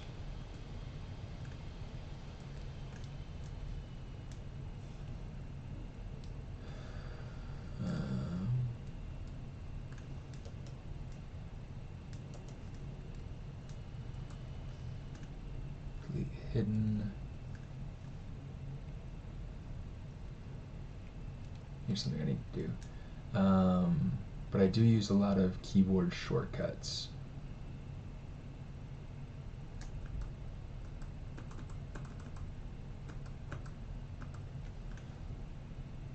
Okay, polygroups, auto groups. That should make it. That should make it so that it's good.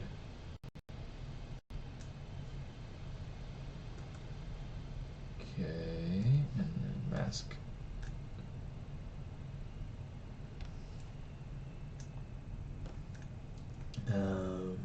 And some of the things that I do a lot of. Good grief.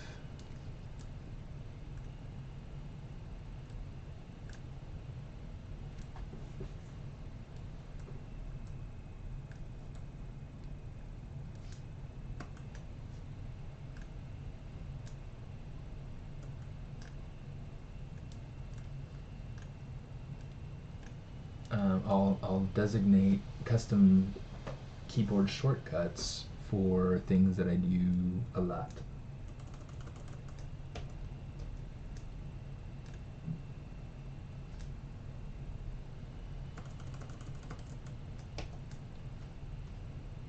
So like I'll use keyboard shortcuts for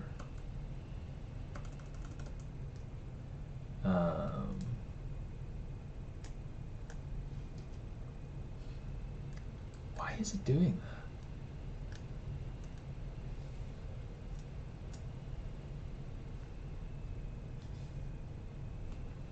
It's really weird.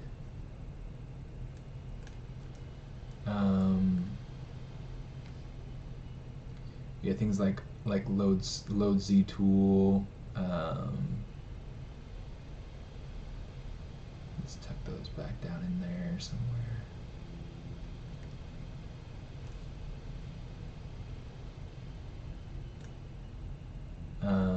Save, which I probably should do here before too long.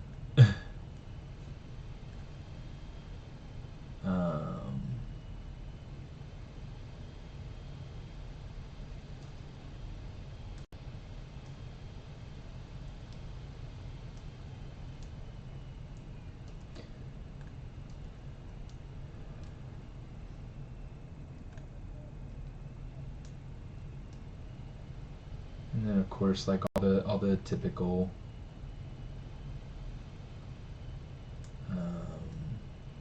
keyboard shortcuts, things like, you know, undo, the polygroup, Control W,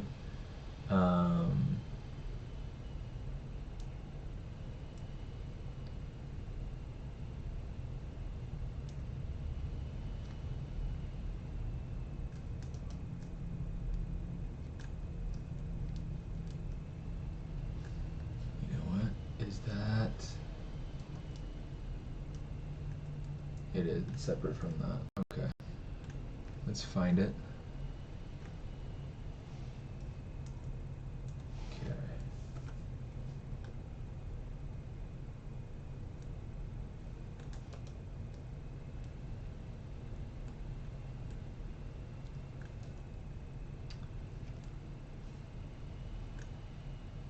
Yeah. So I really like those sorts of things. You know, I love keyboard shortcuts. They really simplify. Um, they really simplify the workflow.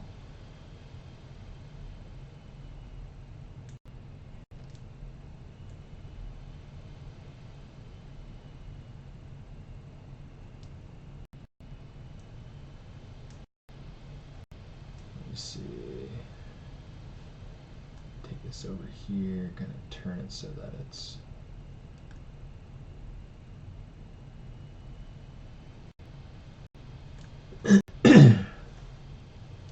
Something like that. And then these Oreos right here, I might figure out something different to do with them. Hello, Sir Eulene. What am I sculpting, if you don't mind me asking? So what I'm doing right now, I started off working on my challenge sculpt for the month, which is turning out, you know, all right. It's got a long way to go. I should have gone through and added hands, but it's got a long way to go before that's ready to boast about.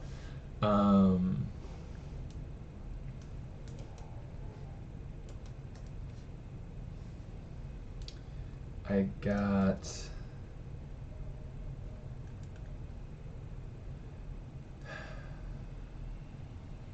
going on the environment that I've been working on. If you want to see more of what I'm doing to create this environment, then feel free to go check out the past streams on the Pixelogic channel on YouTube.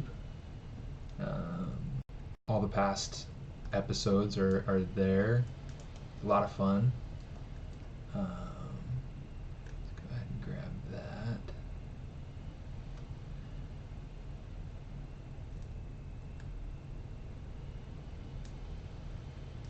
And yeah, so right now I'm working on that scene a little bit. This scene is kind of a Candyland riff-off. It's imitation sort of thing. I'm just trying to make it feel like it could exist in Candyland. And yeah, I have these dragons that I've made that are supposed to look like they're made out of different candies or donuts or other sweets. And put that in. So I've got my scene that I'm building here. Got like a little tree that they're just to kind of fill in the scene a little bit. Yeah, trying to have some fun. Trying to add in some ideas of what I can use to dress the set with. So far I've gotten them, you know, a couple little gumdrop ideas going on in there. Still have a lot to go with the set dressing though. You know, so I got like some grass that I added in on an older version of the set. Which who knows? Maybe I'll go through and I'll add them again. For right now, I think I need to move these top Oreos. They feel like they're kind of cutting into the scene too much. So what I'll do is I'll take them and I'll probably bring them down to this lower area over here. Be a lot of fun. Let's see. And then let me see. Let's do this.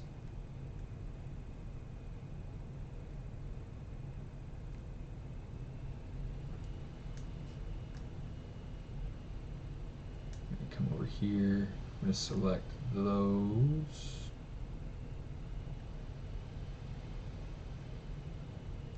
Oh, but I don't want that.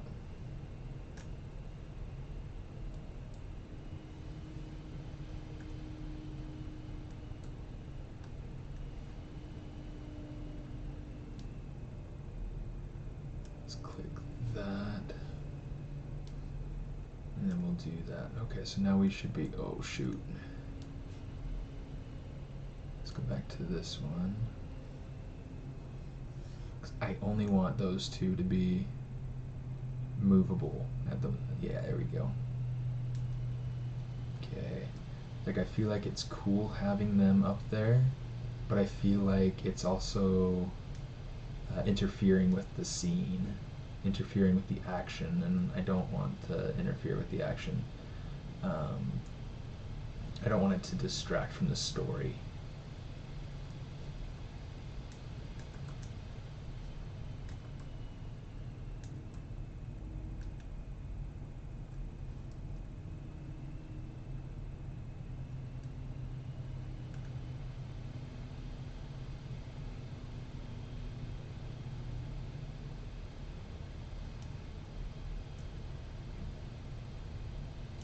Yeah, this is starting to come along. Let's work on the tree for a little bit, and then we'll work on. Actually, we probably have to turn this grass off. The grass does a lot, though. So let me see. Just kind of turn off dynamic. That way I can have my brush be larger. It's really, really helpful. Come on, you.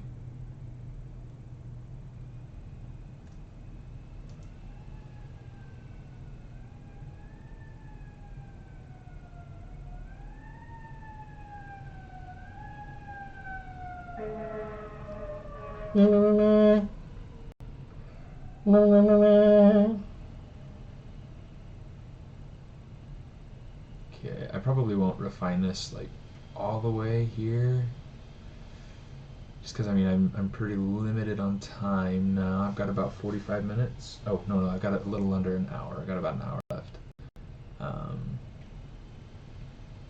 And I mean, there's nobody that goes after me until either Sunday or Monday.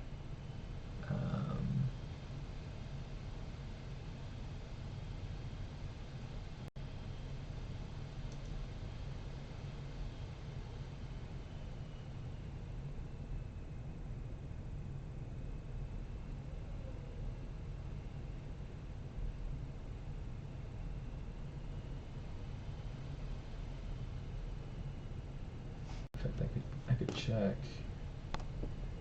because Kyle sent me an image. Yeah, so there's somebody tomorrow, and then Shane Olsen's on Monday. I can't tell who that is tomorrow. I don't recognize the face. I'd have to look it up. But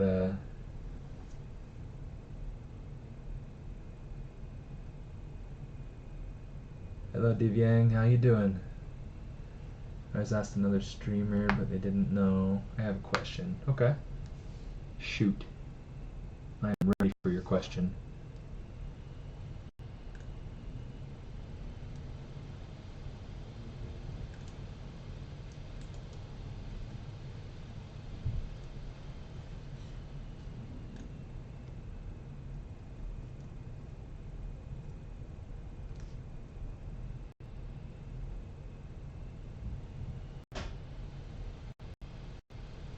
Let's kind of nestle this back in here.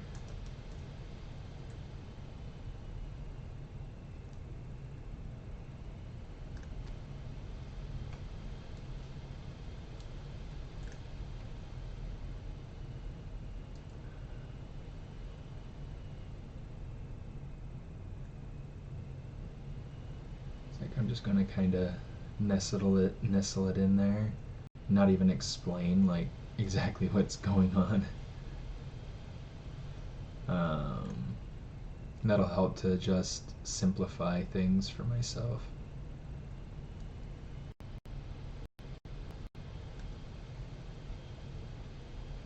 Is there any way to snap one polymesh to another polymesh without going through and intersecting? Yes. There are a couple of things that you can do. Okay, so let's do something like this. So I'll grab this, we'll clone that, come over here. Okay. So you have a couple different things that you can, just first thing, just very plain and simple. Okay, there are IMM brushes. Okay, so if you're wanting to go ahead and just drag something out on the surface, there you go. You know that that's not intersecting. You can't see the gap. There isn't a gap, but it's there on the surface. Okay, so that's something that you can do. Now something else. There's this. Let's turn that off. In fact, let's use this. Let's use this. This will be cooler. Okay, so brush depth. You have this depth slider, and if you play with that, you're going to get different effects. Right now, it's at 26 because that's like the halfway point, I guess, of the mesh that I'm using. Okay, so let's just click and drag that out. You'll see there's no intersecting. It's going to the surface, but it's not going in. If you wanted to, you can go in here. You can change this embed to something like 0, and you can see now it's intersecting by half. Okay, so if you're trying to get that change with an insert mesh brush, then that's something that you can play with.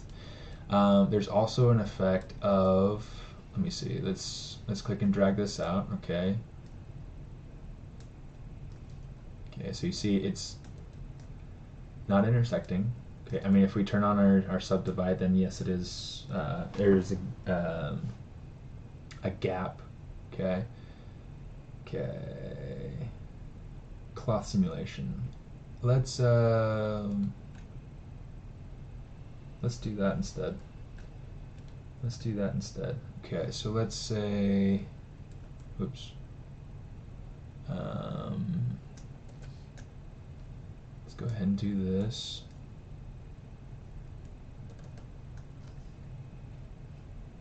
Okay, and then geometry, delete lower. Okay, let's try to pull out kind of an example that's more related to cloth, like you're saying. Okay, let's say maybe I have this this beautiful piece of drapery, and I want to start to try to put it onto my mesh so that it feels like it's draped over the top of this piece right here. One of the things I can do, I've got a couple different options. Okay, so if I come over here, I have this, what is it called? Well, there's ZProject. Oh shoot, there's ZProject, which you can use, but there's a match. What is it called?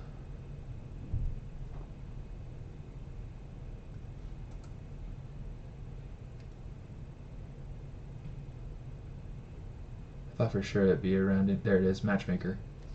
Okay, so you see, there's our difference. If you wanted, let me add a little bit of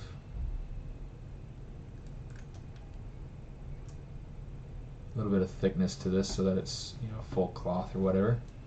Okay, so let's come back to this Matchmaker brush. You'll see that it has a drag rectangle. So one of the things you can do is you can just click and drag. It needs to be, let me see. Let's try to take it so that it's a little bit closer to our mesh. It looks like it's trying to respect the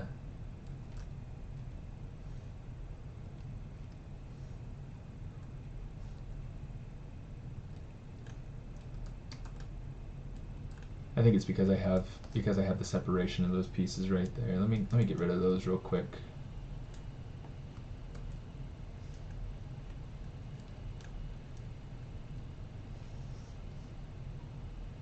Yeah, I think it's trying to respect the shape of this piece too much. So one of the things that you can do, I know that this is something that they'll use a lot for, I was like, you don't have a cloth simulation tool in here. The closest you can do is just like using a series of, you know, like ZProject and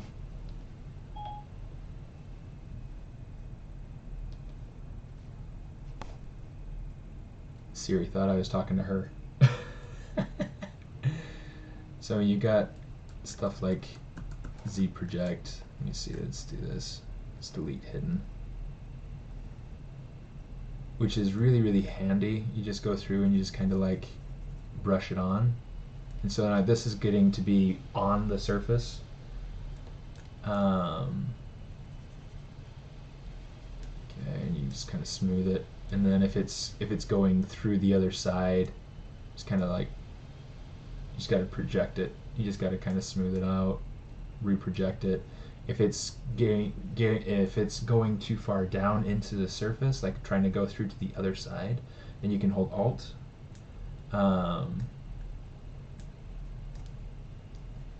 And that'll bring it up to the surface. Yeah, you could subdivide more. But yeah, so like this is the closest that you can get inside of ZBrush for like a cloth simulation.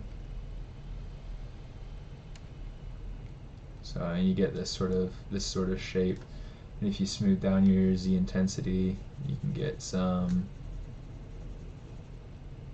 good smoothing in there. So that's kind of what I would do. And then you could go ahead and you could use, you know, like your different sculpting brushes and kind of make it feel more like cloth.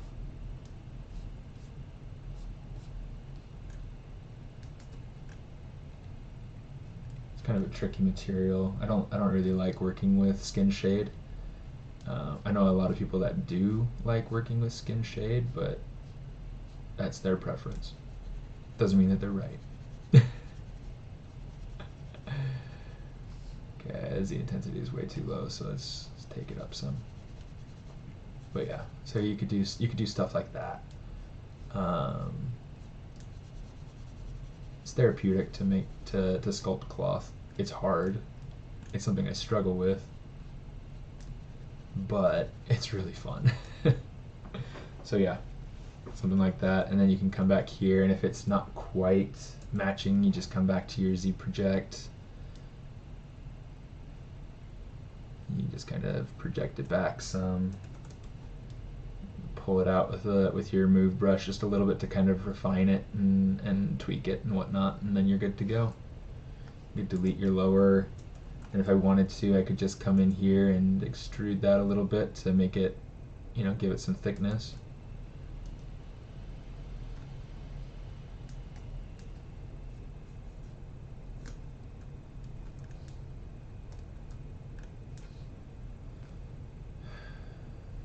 But yeah, so that's kind of the best option I've got for you with cloth simulation. It's really just kind of blocking geometry in as close as you can to the form that you want, then using your projecting tools to be able to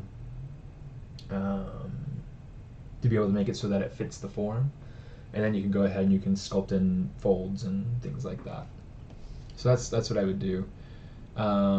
There's also a project option inside of subtool, so you can come in here, you can say project all, and you can see that makes it so that it matches down onto the surface exactly.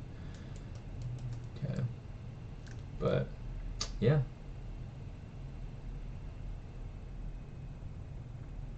So Wacom settings for ZBrush, I keep everything very, very simple, very just plug and play sort of thing. So all I do is I change my stylus button settings so that this is my right button and this is my middle button, my middle mouse button, and then my right button.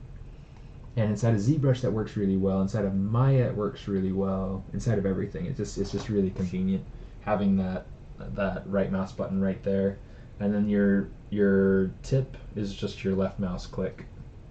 That's the only thing that I change. I don't use the side buttons at all. I know a lot of people that do, but it's just I'll set them up if I need to. Let me see if it'll. No, the buttons are popping up at the other side. But I do have them set up so that I can do a display toggle. I have it set up so that I can do Shift, Control, Alt.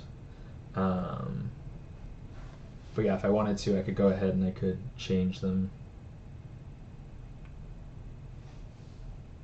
Yeah, I could go ahead and change them.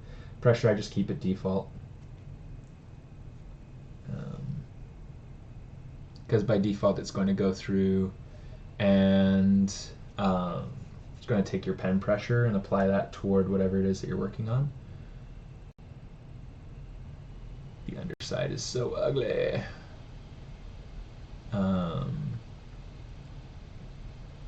So yeah, that's all I do with it.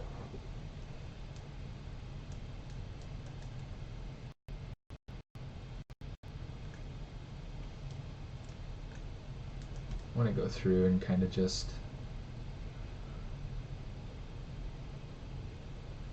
finish this out. Make this. I want to change how these. You know what? I don't need any of that creasing there, so I'm just going to say crease, uncrease all.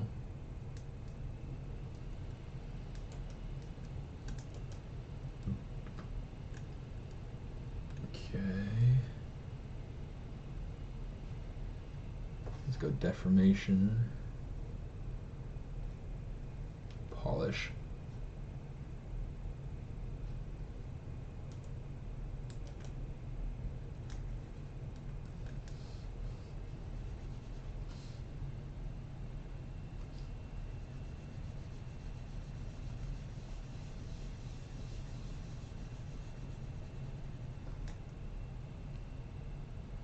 Okay, so now let's just inflate this some.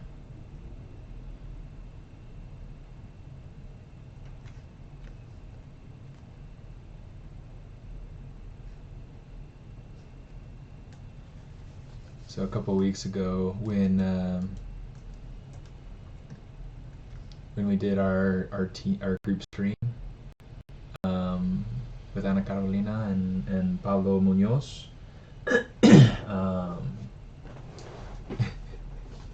she did something to the model that it just tickled me.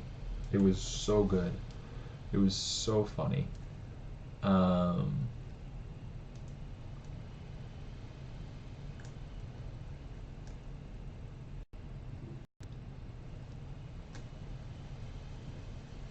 And so I want to do something similar with the eyes on this guy. Well, these guys, I guess.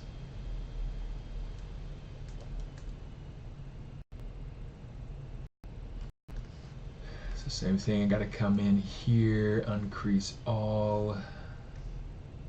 Just going to go ahead and hit solo. Solo!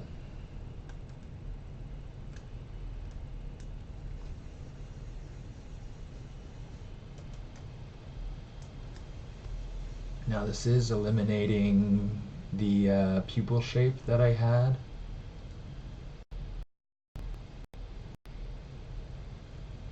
But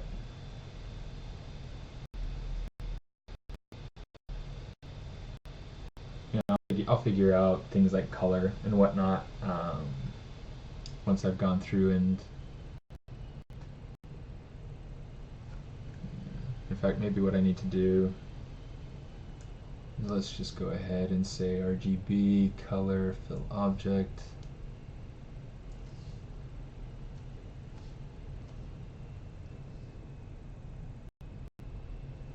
Let's just do that real quick.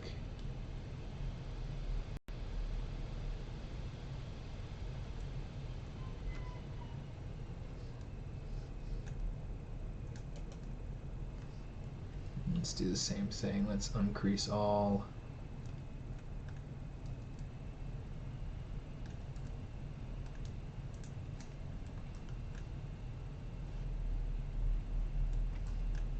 You know what, let's try this first. Let's go inflate balloon.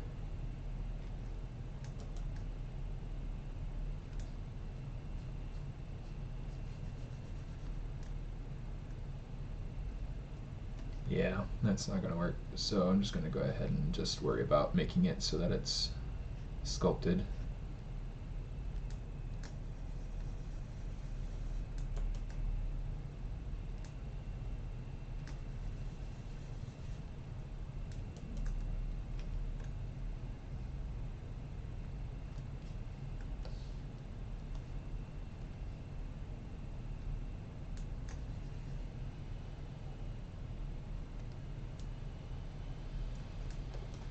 Okay, same thing.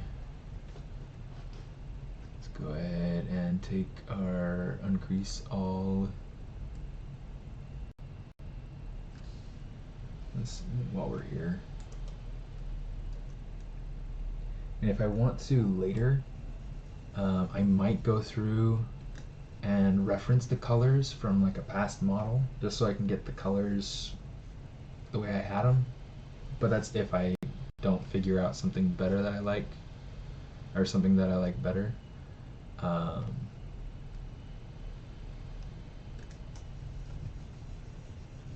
That's just kind of the nature of the beast.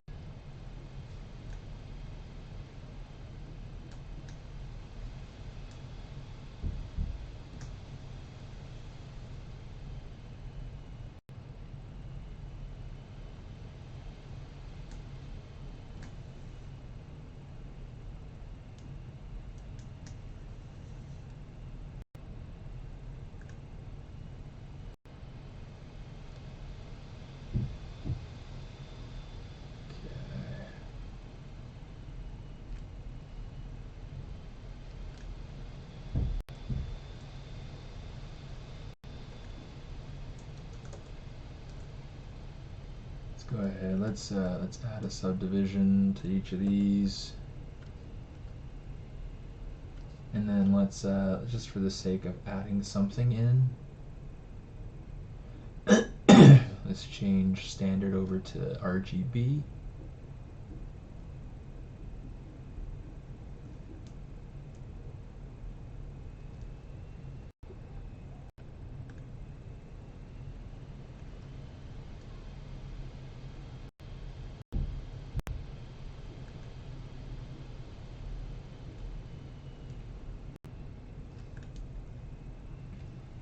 Put that in there.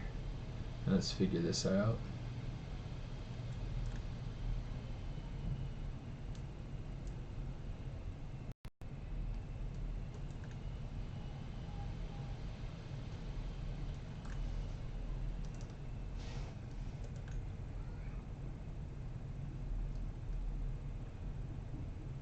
Let's make them go a little bit cross-eyed just from the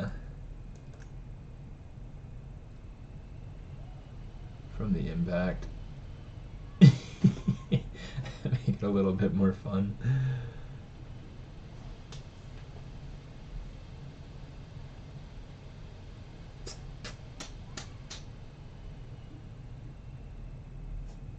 So I like to save as a tool, as a Z tool. So I went ahead and I set my my hotkey, my Control S hotkey, to be save. Okay, so I can just come in here and I can hit save, and then we're good. Save, replace it, yes. So the reason I do it that way is because Z projects, if you have, so if I have a Z project versus a Z tool, my Z project will save all my open tools, which can be a pain in the butt, and it saves all your undo history. So on top of having a whole bunch of different files open, it also has all the undo history to all the files that are open. And so, yeah, just kind of a pain in the butt.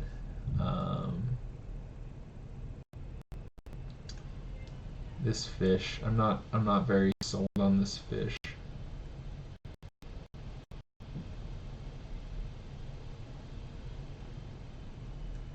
I'll have to figure him out. I will have to figure him out. Let's come over here. Let's get this.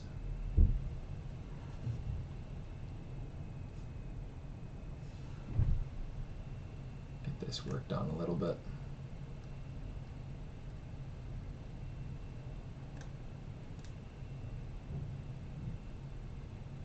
You know what? Let's do this. Oops. This.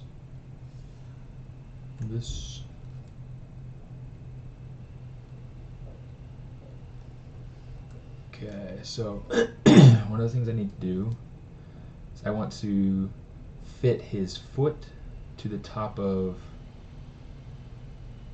that, and since I don't want to resculpt the rock to fit, I want to go through and kind of reposition his body to fit the surface that he's going to be standing on. Okay, so let's do this.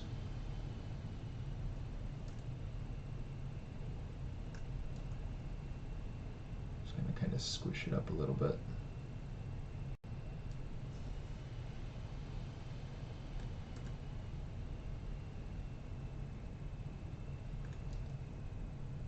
Just going to kind of squish it just a little bit.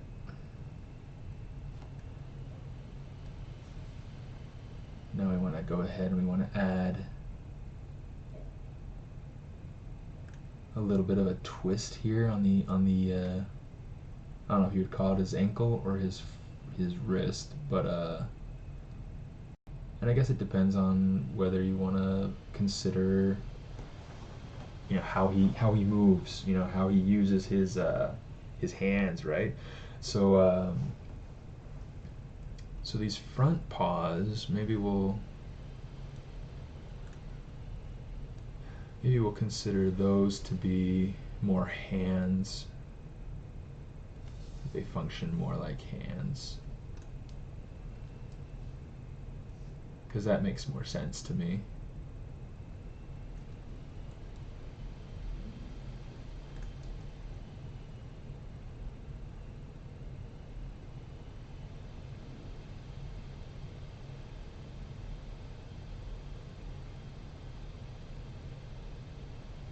I'm gonna have to move that rock a little bit, but it shouldn't be bad. The other thing that I want to do is just take this and pop it out some. And that'll help, hopefully, to visually compensate for the hi from Baymax. Well, hello Baymax. It'll hopefully help to compensate for some of the length that I eliminated.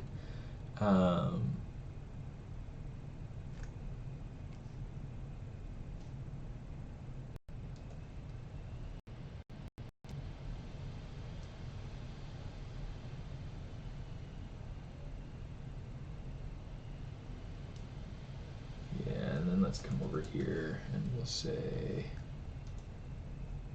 use our remove brush, and we'll just kind of make this fit our model now. That's kind of the hard thing about going and doing posing, especially if you haven't finished your environment or whatever your character is going to be interacting with. Is that you'll often run into issues of things colliding and having to repose and having to do all sorts of stuff. So wherever possible, if you're working on stuff for your portfolio, either make sure to stay flexible, or here, let's turn off some of these other things that I don't need. need the tree in there. I don't need the character. I don't need the dragon number 1 or the character number 2. Okay. Yeah, so make sure that you are willing to be flexible and that you are you know, planning ahead as much as possible. I feel like the more you plan ahead, the easier it is to come out with something that feels very coherent and cohesive and cohesive, more not coherent. Coherence more of like somebody's talking. But yeah, make sure that it fits and that it works together.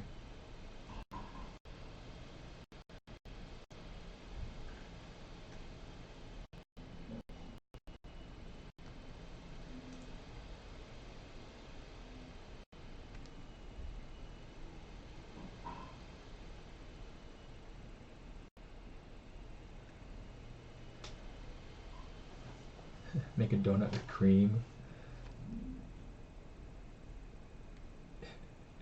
Yeah, Mortar Caner. I bring my folder A game every day. Can't wait until they upgrade us at Disney.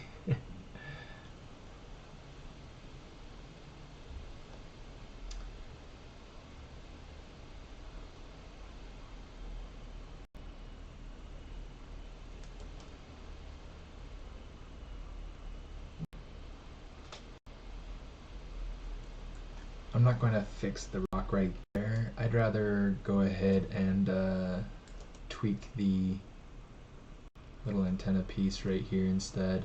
I feel like that'll be much more better.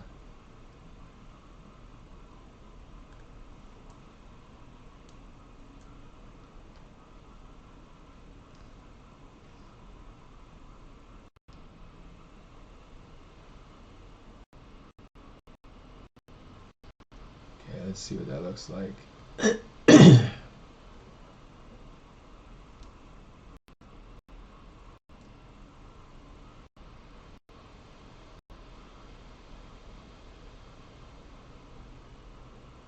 Yeah, that's cool.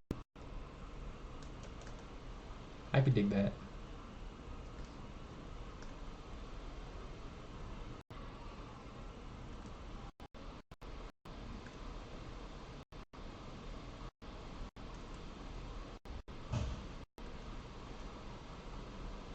Cool. Make a donut with cream. That would be really, really cool. Let me see.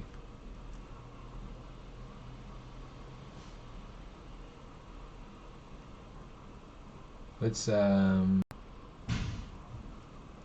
everything on. Let's see if we can figure out anywhere that something like that could work. And it might be a matter of going through and taking out. Let me see.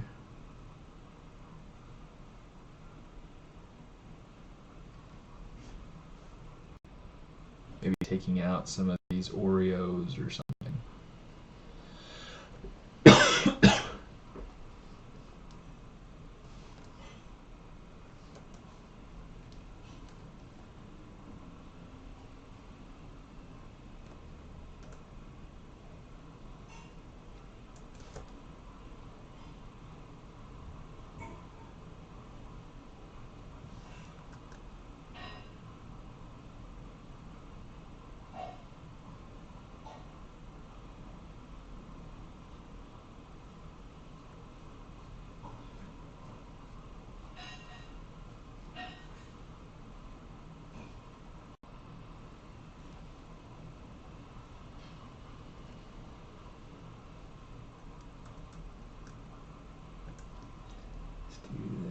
Move it more into the red, not quite that red there, something like that.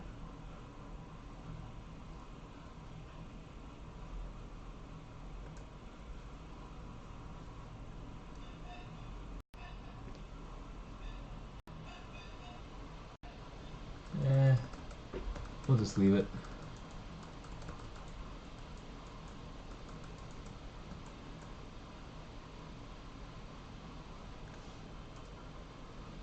And then we'll just come over here, we'll just add like a little highlight.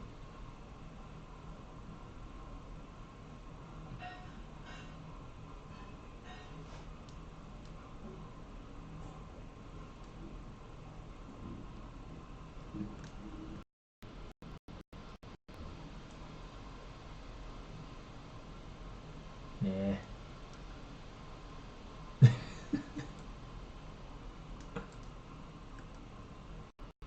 Only one kind of red.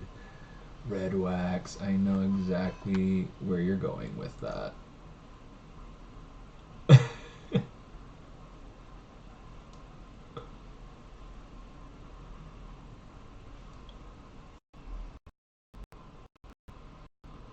I think that that's kind of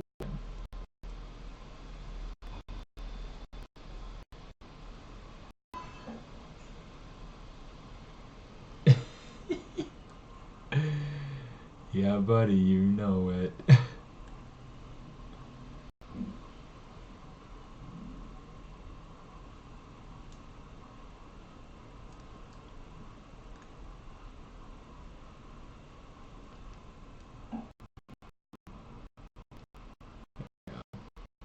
I think that's cool. We'll keep that for now. I think it makes it more playful.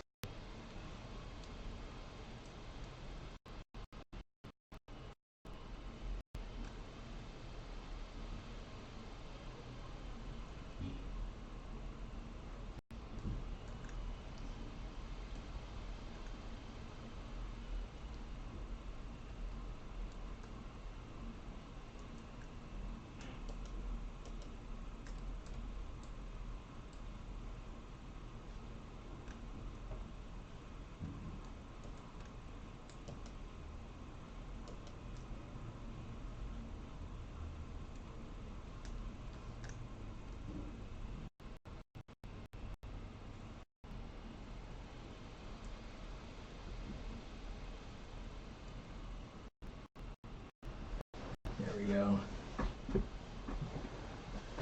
I am going to the summit. Yeah. I am definitely going to the summit. That is an absolute must for me. Okay, I really like how that's looking now. Okay, that's so much better.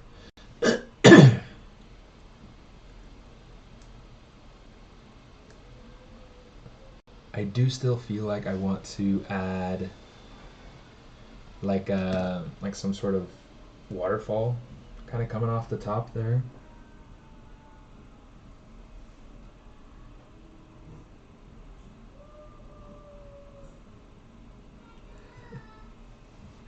Lucky you. Lucky you. Oh yeah, you're going too? Good deal. Good deal. What are you most excited for?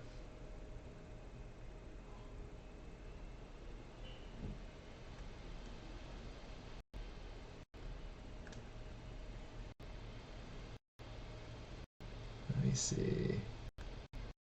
So I had somebody asking earlier about let me save it real quick.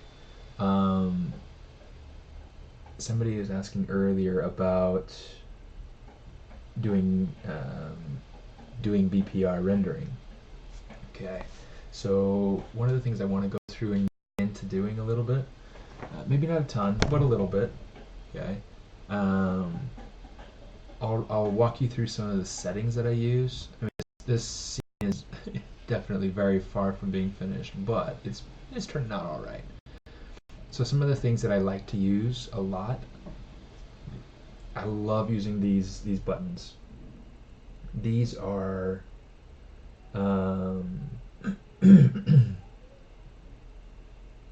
these are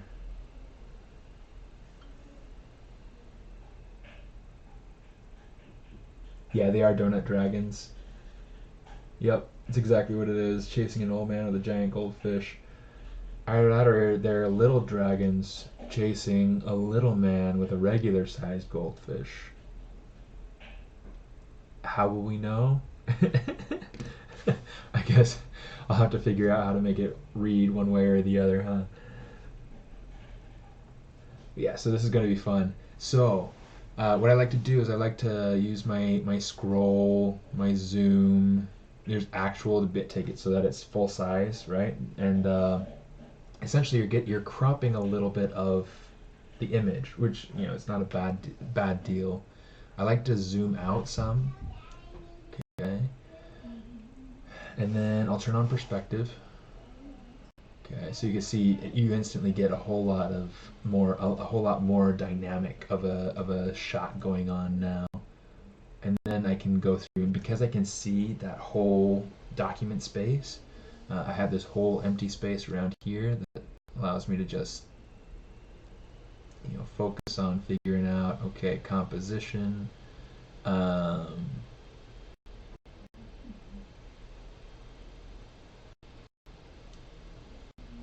do something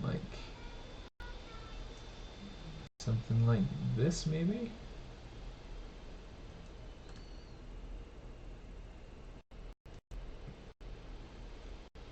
Okay, so one of the things I want to do is I want to be able to bookmark where my different shots are, different angles.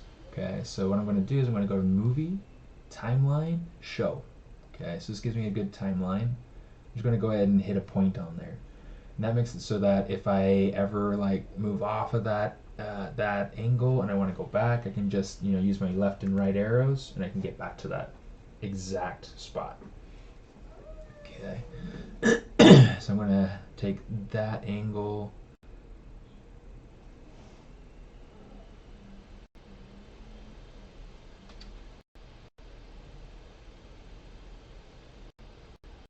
Let's try something from up here, from behind the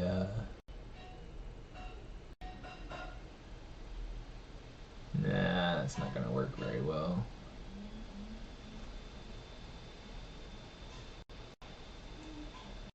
The other thing that we can do is we can come in and we can change our camera settings.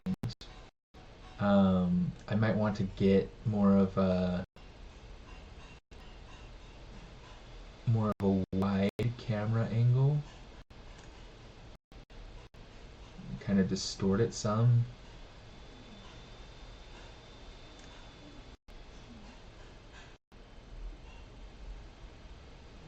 Okay, let's go ahead and let's bookmark that. So I'm going to hold Alt and tap on perspective, and that'll open up my camera settings.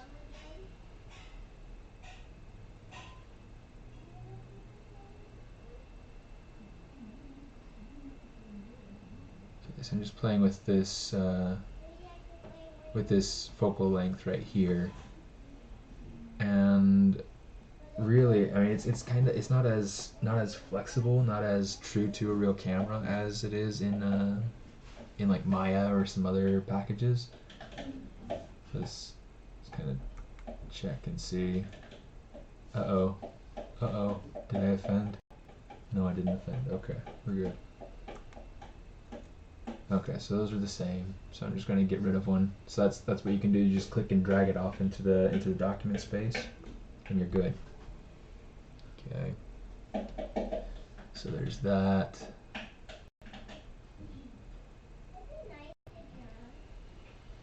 And then let's see if maybe we can just get one more. It's kind of in here, kind of tight. That might be too tight.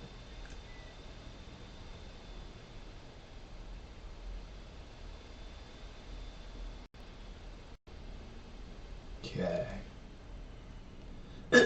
So now if I want to be able to save these different views, okay, so there's one that's kind of far out. Here's one that's closer up, and then here's one. So you can rearrange these on your timeline too. It's really, really nice. Okay, and then one from a slightly different angle. Okay, so we've got those three. Okay, cool. So now what I want to do is I want to go ahead and I want to tweak my my render shadows.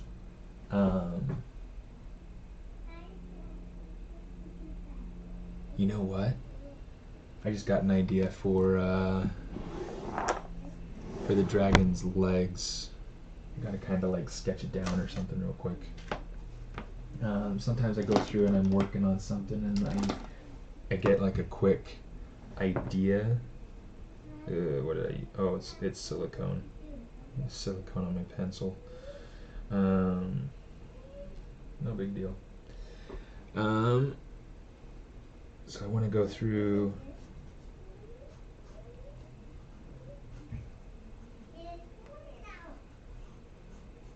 Give it like kind of like Toothless has like kind of a thicker, like it kind of just tapers right into the toes.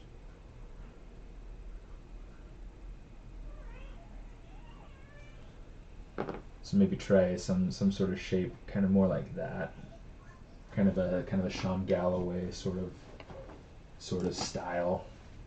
Might try it, see how it goes. But not today. Okay, so first thing we're gonna do. Okay, now that we have a cool angle, we're gonna come up here to render, BPR shadow, and then I like to change my F strength, my G strength, my raise, and my angle. That's pretty much all that I do. So I'll go down 0.5 on both of the strength settings.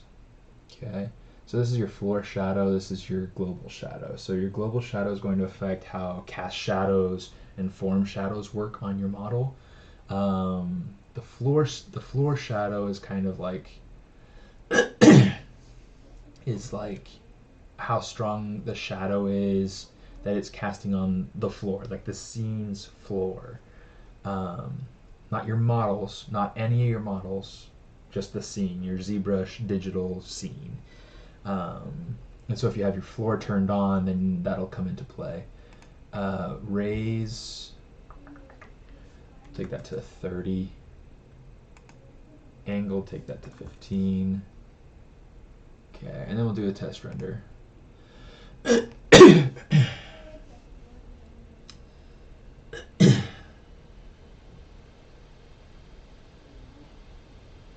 And then if there are things that I want to go through and tweak, some of those things could include things like material changes, or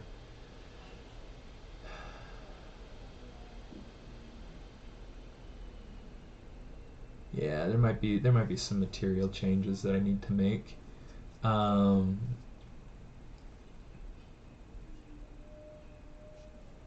I definitely need to work on sculpting this tree, making that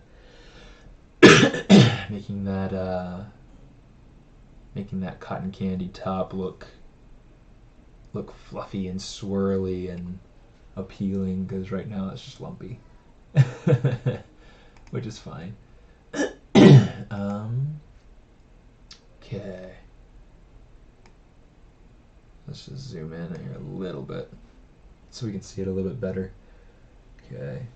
I'll move it over here a little bit too, so that way it's kind of more centered and not being blocked by chat over there. So let's see. Okay, so we got this. Like whipped cream, more like cotton candy. Right now it's just lumpy and it's just not appealing. So, you know, whatever.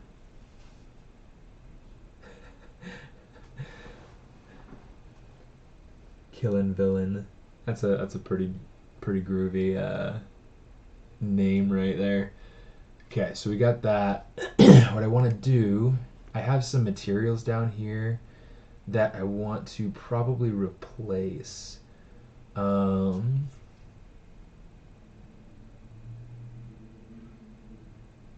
Reflected foil.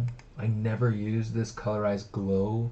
So what I'm going to do is I'm going to take this, I'm going to say load, and then there's Candy Shade 5. Okay, so I'm going to say open. Okay, and then we're going to go ahead and we're going to apply that to some pieces. Yeah, like the licorice tongues. We'll get it onto probably the eyes, these yellow bits. Not that.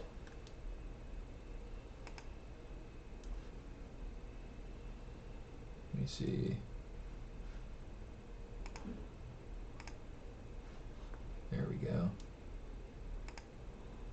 Now it does feel a little bit too, like,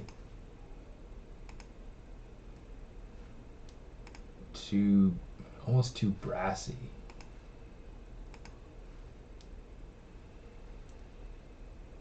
Let's see what it looks like with a render. Let's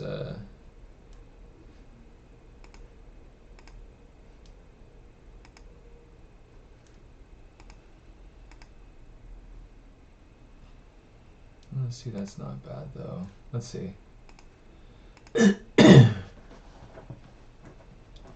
Color fill object. The frosting on the horns needs to have this.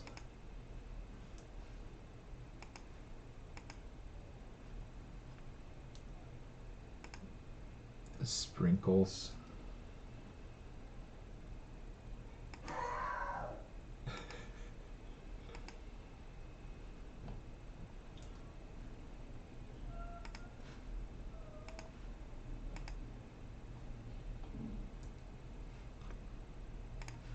Sprinkles, color, fill object. Okay, so I think, oh, this tongue too. I need to get the teeth as well.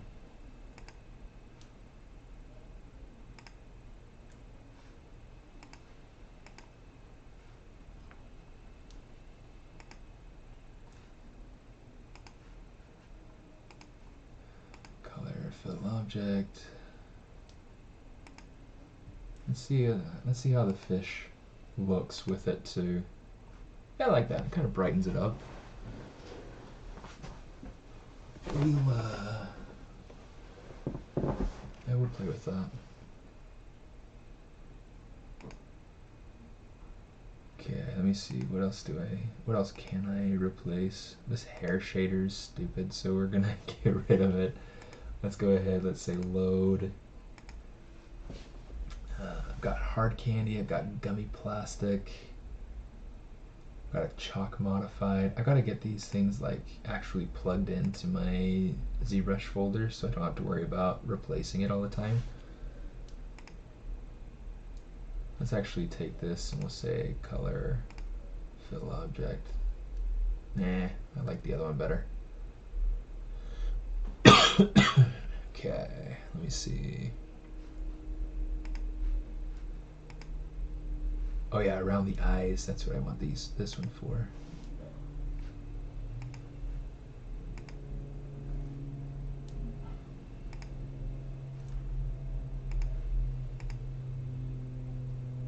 Okay, so now that looks much nicer. Let me see. I'm trying to think if there's anything else that I need to go through and play with. One of the things that's really pretty, it'll be pretty important going forward. I need to figure out color schemes that will allow me to create better contrast. And some of that I can figure out in post. I can figure out in Photoshop. So for an example, let's go through, let's render this out. Yeah, let's save first. Candyland 21, save, replace it, yes. And then we'll probably go ahead and when we're done, we'll version up. Okay, so let's go ahead, let's make sure that I am in position. Okay, now we can lock the camera. Okay, so that way I don't move it or bump it on accident. Okay, it's a really nice feature. Let's go ahead, let's hit best preview render. I might need to go in and turn on the wax in the renderer, so that way I can get some subsurface scattering type looks.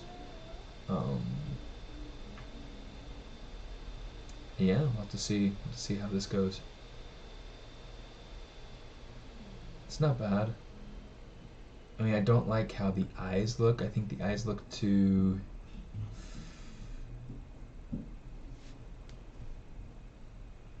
odd.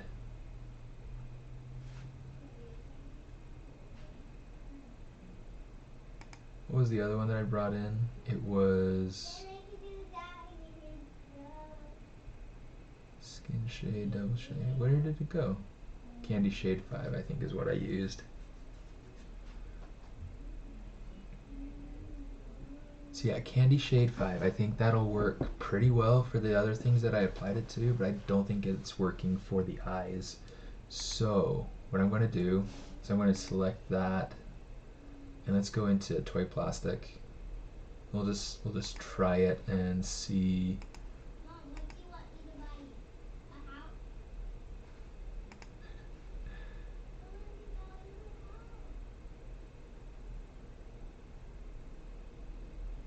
Let me see.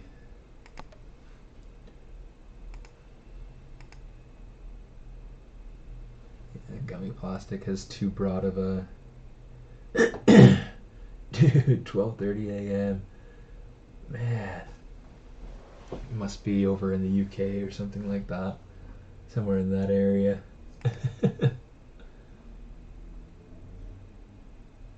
Let's go to skin shade. Let's try skin shade 4.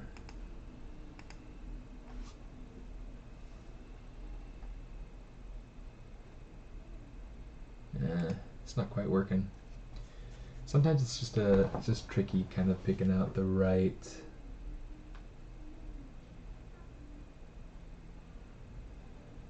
shader. But it might be worth just picking it for now.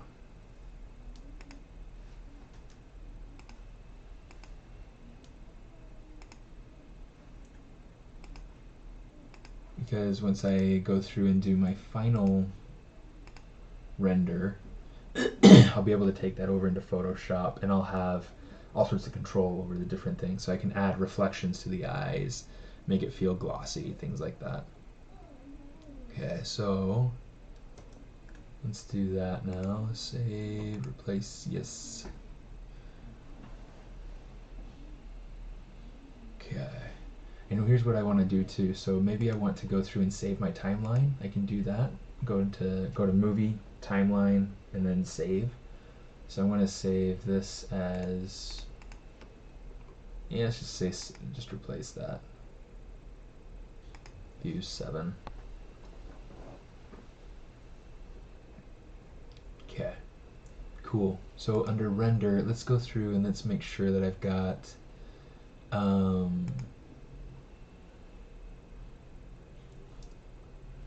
wax preview. Okay, and then let's open up our materials over here. Let's go to modifiers and let's turn on, I'm on skin shade. Okay, so I should be able to turn on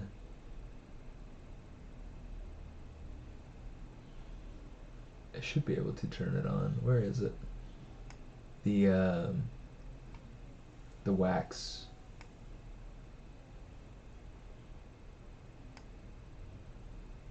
I thought for sure that I had it on here. Maybe it's not on here. Maybe it doesn't have that possibility. I know you guys can't really see that as much, but I can't see it at all.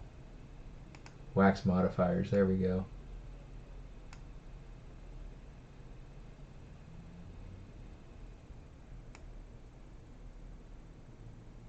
Let's take it to something like 25. Temperature's a little hot. Let's see what it does if I take it. So you can see, like, if I take my temperature up, it gets warmer. If I take it down, it gets cooler. It's kind of let's do a render just to be able to kind of show you what that looks like.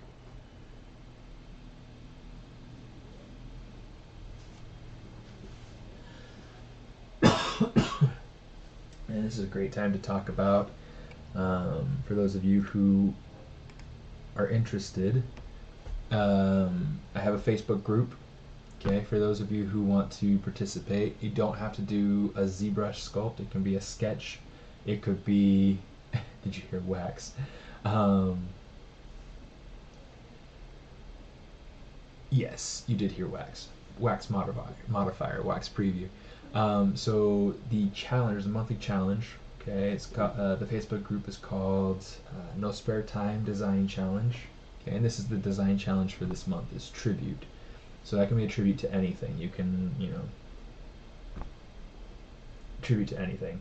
This is just kind of an example of a tribute that has been done in the past. Egypt has a lot of that. So, you know, figured I'd use that. So yeah, go check it out if you're interested. Oh my goodness. And yeah, join the challenge. It could be a sketch, it could be a sculpt, it can be really whatever you feel like you want to do. But the idea is for you to be able to think of a way to grow and develop in ways that you want to grow. You know, use clay if you want. Yeah, so you can see, like, I mean, the wax look is very warm right now. Okay.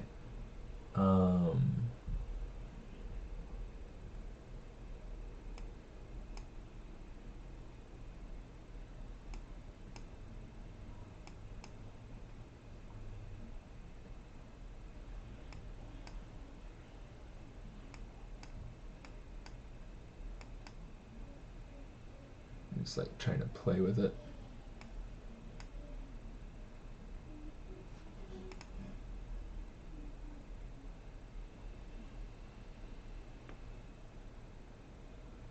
Let's see if we go in the opposite direction. It should be more of a blue cast to it. You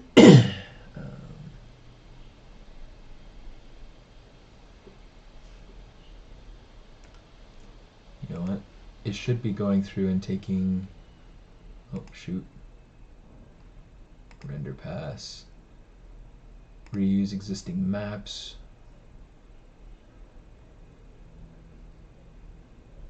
Okay.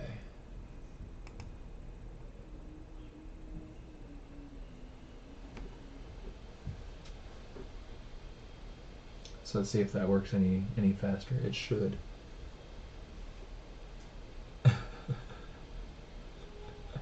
It should.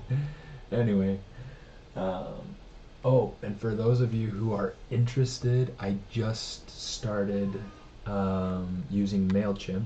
So if you're interested in getting some sort of newsletter from me, I will have that available. I should be sending out my first one, you know, before too long. It's hard to see, but you can tell, like down here in these sorts of areas in the tree, you can see the wax preview going in, and it's blue. So it's really cool, literally. So yeah, temperature wise, I want to put it up, you know, somewhere up here. Let's take the Fresnel down, exponent, sure, yeah, okay, yeah, we'll just leave that. So yeah, I'll be sending out newsletters monthly, probably at the beginning of the month, to be able to release the monthly design challenge theme. I'll also talk about, you know, what I've done in the past stream. I'll talk about, you know, coming events that I'll be attending, you know, different things like that. Oh, that is super like fuzzy. I don't like that. And I think it's because I brought this exponent up. So let's bring it back down to 1. Take the radius down to, let's try 10.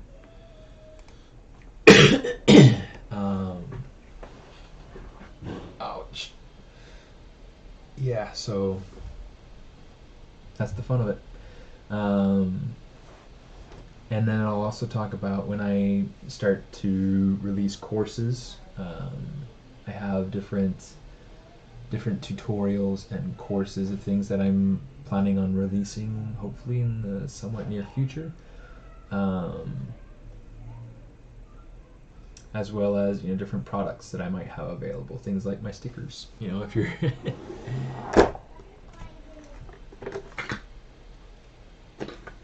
you know, like I've got Got my stickers. Got a whole bunch of different stickers. I'll be offering all sorts of different things, like I'll even offer like a multi-pack or whatever. But yeah, so if you're interested in learning about those sorts of things, go ahead and join the newsletter, and you'll get some news and updates on those sorts of things. And someday in the future, when I start producing my final toys and things like that, you'll want to follow for that. So so yeah. Okay. So right now we have this, okay, which this isn't bad. It's not terrible, okay. I'm not sure that I particularly like how the wax preview is, and maybe it's just a matter of going through and making it a lot smaller of a radius here, and maybe taking this down to 50. Let's try that. But exponent, temperature, spec.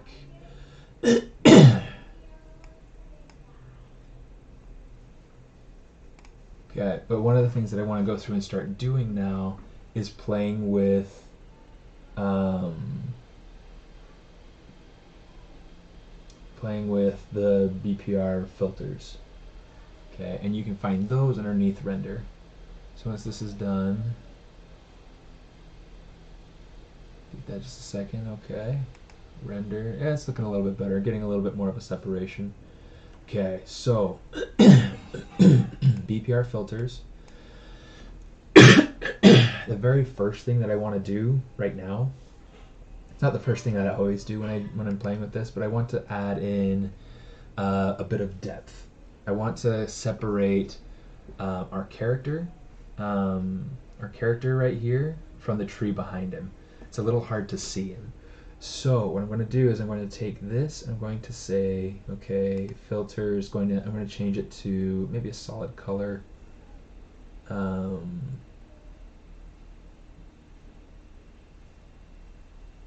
thought there was a solid color one available.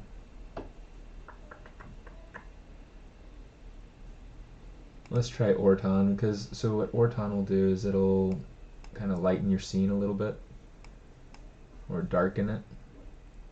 So what we can do,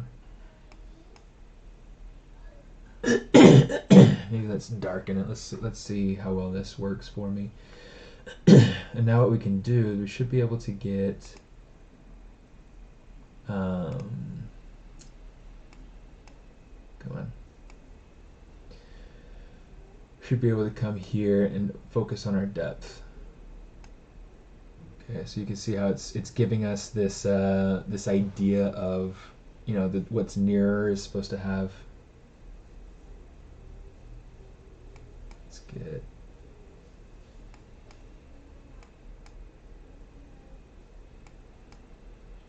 Gotta kind of fiddle with these numbers a little bit.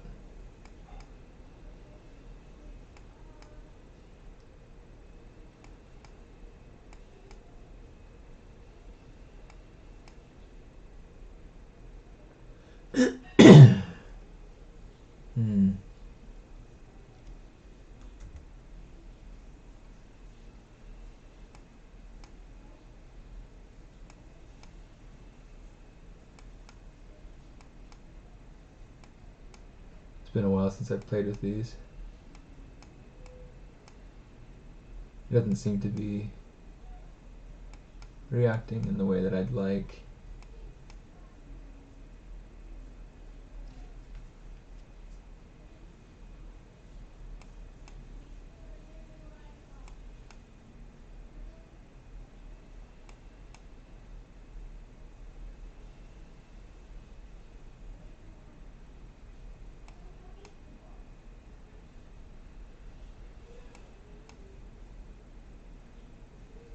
It's really, really odd. Okay. Maybe we won't use the Orton. Let's say,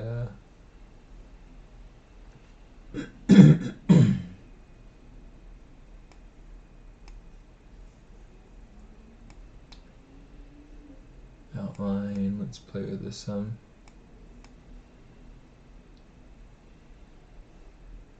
So this is nice because it gives us a visual line separation. If we come in here to actual, you can see like it's literally outlining things, creating kind of something of a more illustrated sort of look. So that could be nice.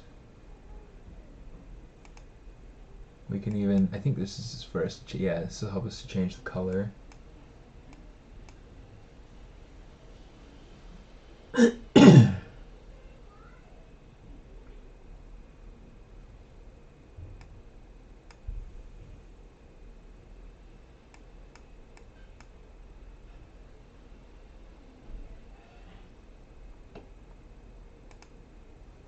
You know what, let's come over here to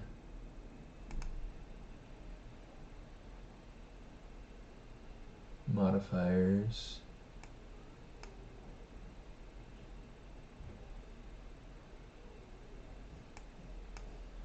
Let's do something like this. Oh, come on. No. No. It looks like it might be trying to crash. Why would it do that?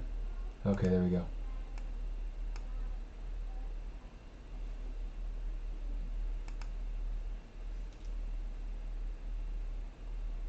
Let's do something darker like this. I like the idea of having a little bit of color in the in that outline, because I feel like it helps to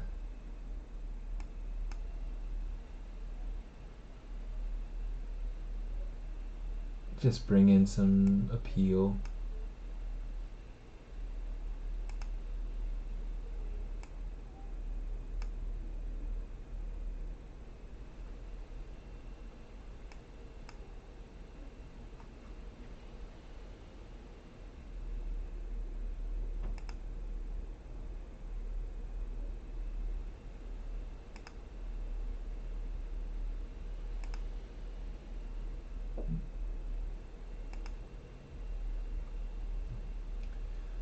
That'll work.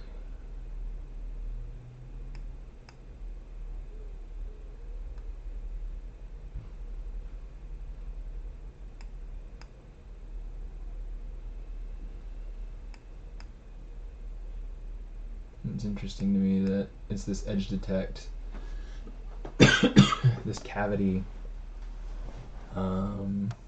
based filter, and it's not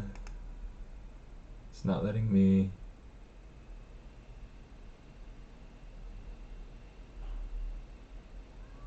Oh, there we go.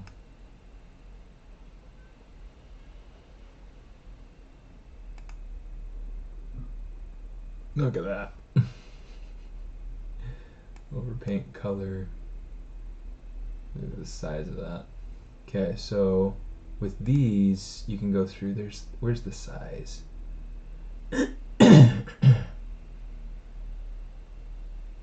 Yeah, so here's your width and your height. You have all sorts of other things in here too. That's not what I wanted, but it's kind of a cool thing to play with. Let's go to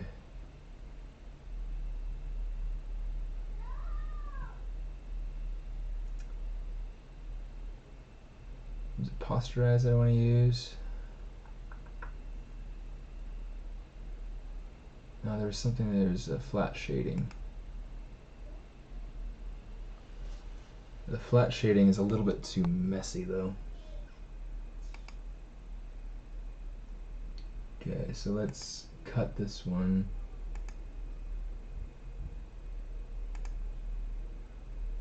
Paste it in there.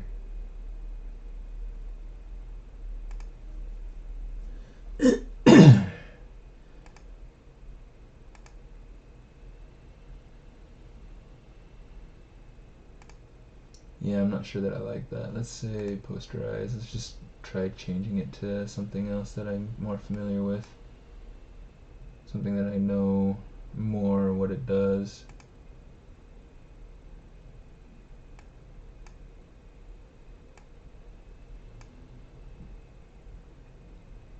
Okay, take that, take this down.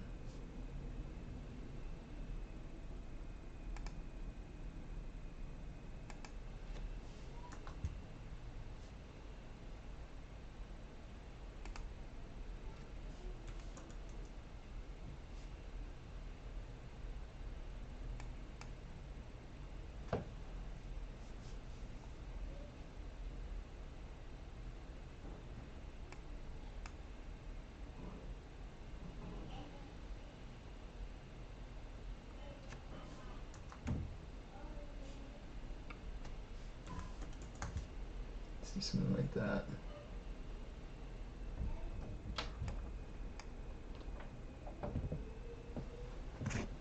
Gorgeous.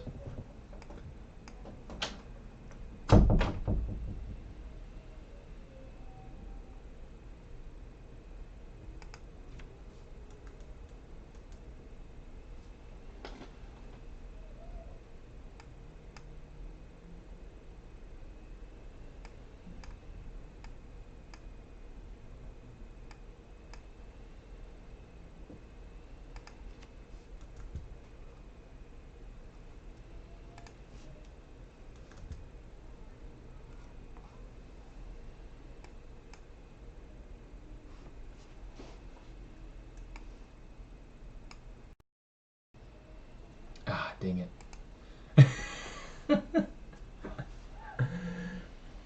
It's funny, so I was trying to go through and zoom out, but I did it the wrong way.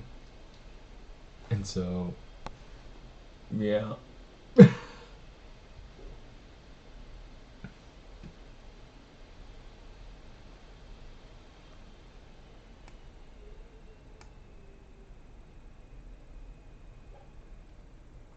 Okay.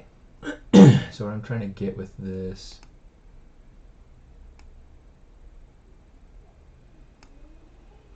is I want to get outlines on stuff that's closer, and I want to get less of an outline.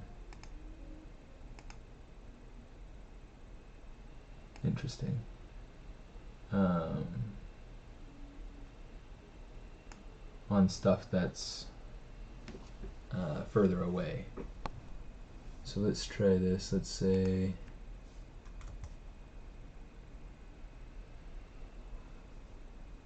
okay.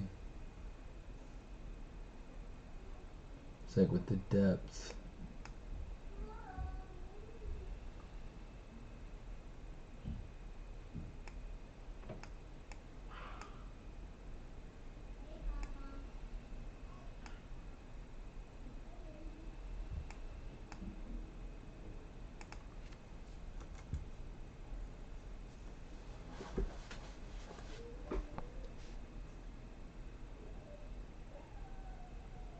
Or maybe I don't want to have that there. I don't know. I feel like it's creating a lot of division.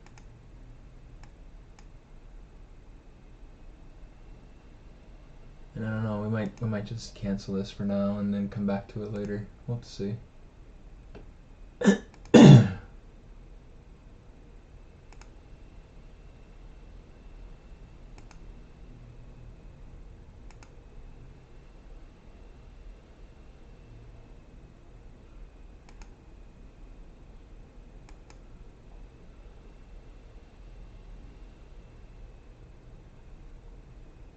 Let me see.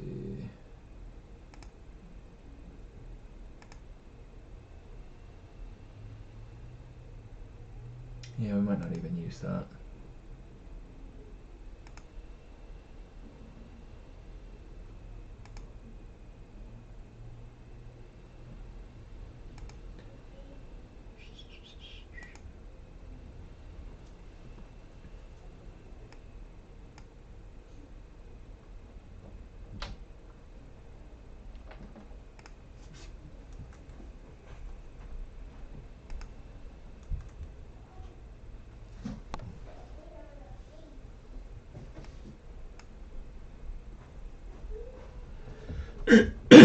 That's what I was wanting.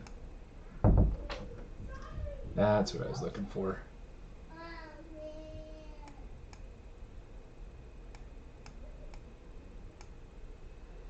Okay.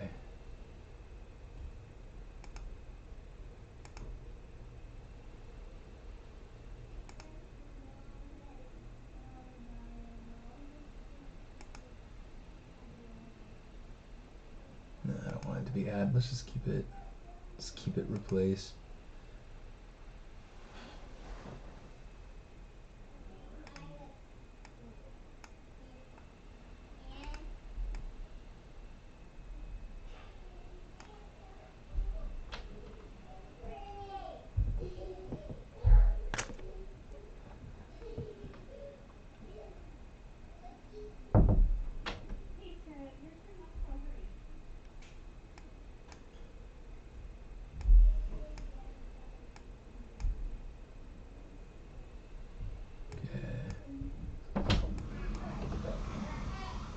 Hey, bud. Hey, Dad.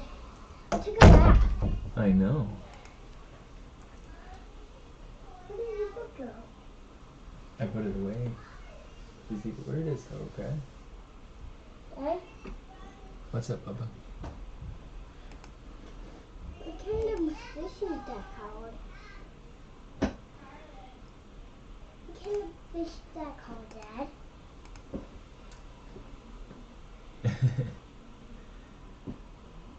Somebody says, "Hi, Minnie Steven."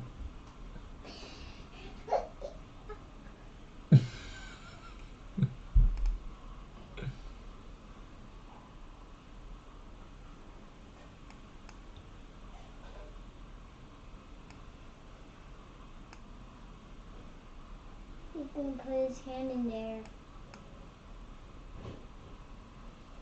Should he put his hand in there? No. Or it will bite him. Yeah, you're probably right.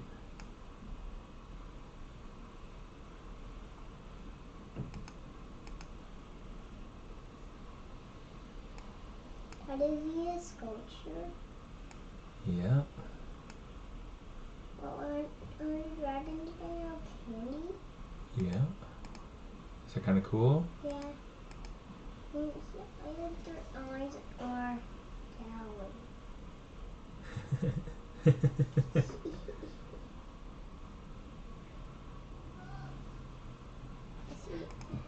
You know what? I probably ought to... I'm going to bring this over here so that you guys can see it. What? Render it over What here. are you gonna bring to see? What are you gonna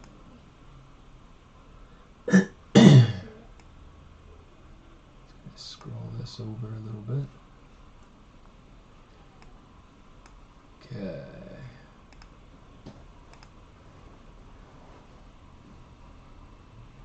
Look at their teeth. So let's try... Dad, look at their teeth. Yeah. Their tongues. Their little twisty things. Let's try doing flat shading. But... What happened?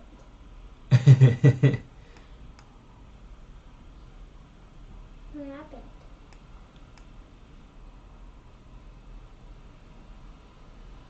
What happened? I'm just trying to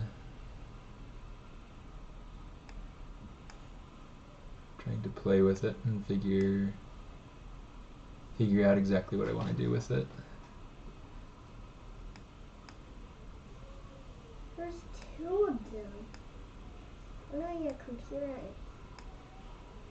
Dad, you had two computers. I have two computers? Yeah. Are you sure? Yeah. There's a red one and a black one. That's true. That's true. Well, Mom only has one computer. One phone. Okay. I Let me think see. Mom has two phones. You can't Ooh. see them. You can't see them. I know. My goodness. They disappear. Oh, I can see them. Yeah, let's go in here. Let's actually change this to a blur.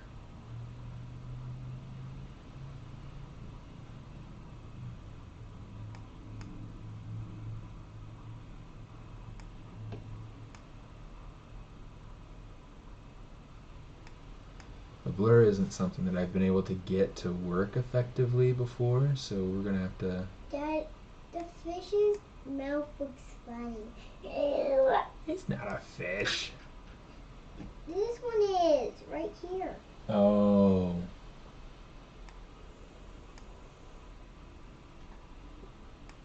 You definitely have to paint all of your toys.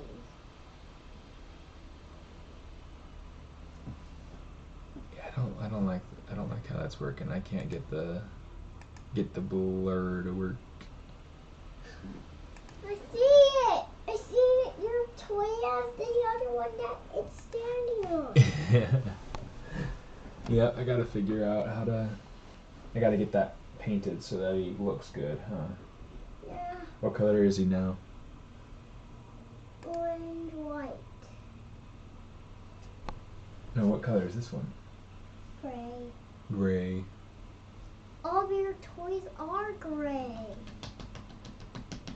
These toys are gray, and and those baby sharks are gray, and that guy's gray, and these toys are gray. Hey, why is my car in here? Why is my car in your room? Must have been from here forever. Look at that, bud. Well, I can see them. I can't see them. They disappeared. They disappeared. Where did they go? They turned into dots. Dots? Yeah. I see them. Yeah, you can kind of see them now, huh? Yeah, you can see them. How did they turn into dots? Did you make those I dragons? see that. Did you make those dragons into sculptures? I like that. Did you make that? Did you make those dragons? Yes, I did. They're purple. Yeah, I'm gonna try to get it a good, kind of a sweet color. And then what I want to do, change it to multiply. No, maybe not multiply. Let's change it to, maybe, I don't know. Overlay. Overlay is too. Whoa. How did you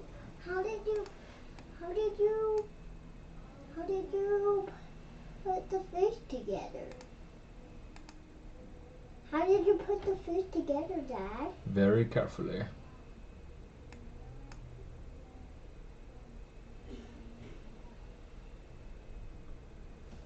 Let me see. Well, fish go underwater. Fish go underwater, Dad. Oh yeah? And also sharks, stingrays, crocodiles, sharks. And boats go on top, and submarines go under. And then also you go fishing for a fish, like the same fish that you made. Dad. Yeah, I wish I could make this so that it was thinner. Dad, Oh well. Did somebody give you that computer? No, I had to buy it. Did you buy that big computer? Yeah.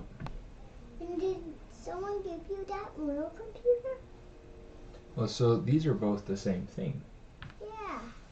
So he's pointing out my my screen. I've got a monitor over this side for that me. That dragon is pointing at you and me. Oh yeah? He's pointing at me. Oh my goodness. Why do you think he's doing that? Because he wants to eat me. He wants to eat you? Oh my goodness. And that dragon wants to eat you.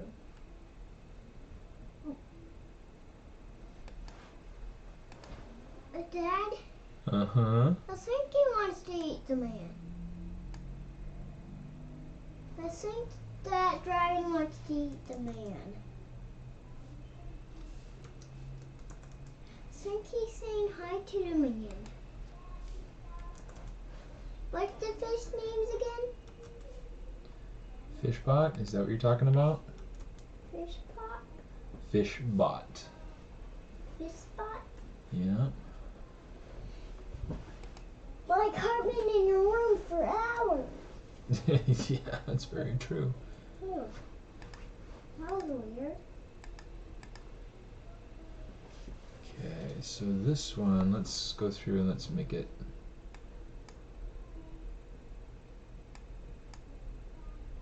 We make it 100%. And that feels like it's creating some good distinction of what's going around the outside and all of that. My eyes are shiny. Are my eyes still shiny?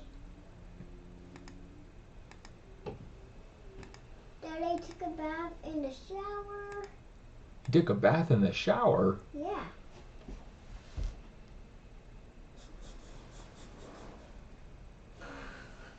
Wow. Well, I put the fish in water. You put the fish in water? What are you talking about?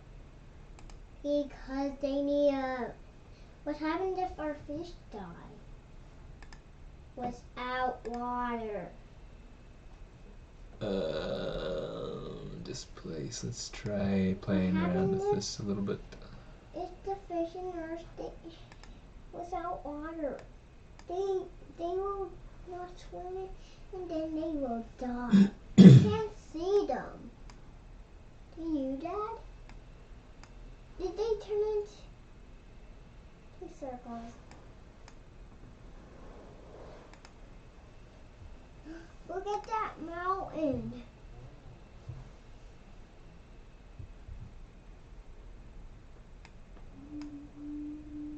What was that? Your chair is making sound. Your chair is making that quiet sound.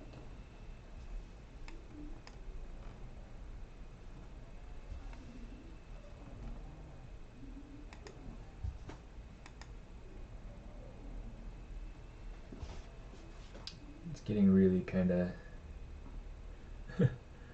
Put the fish in the water! What? Frog, fish, cross? Frog, fish, frog. Frog, fish, frog. Interesting. Playing with these different blend modes. See, what's that purple guy right there? The purple guy's riding the dragon. He doesn't have clothes on. Well, yeah, he does. He's got a vest and he's got pants. Yeah. Dad What was made that? dragons. What was that? No, he's fine. Mom, Dad made dragons. 2 of them. Made out of sculpture. Made out of sculpture. Wait a second, you have 2 elephants. Dad, did you make 2 elephants? Yes, I did. You need to make another elephant, and another, and another, and another. Probably. Another one, and another one, and another, and another. What's your friend's name again? Your other friend? At the one that was at the security place? Are you talking about Ronnie? Yeah. Well, he wasn't at the security place. There's just security at where he works. Oh no! And just like that, the fish's head fell off.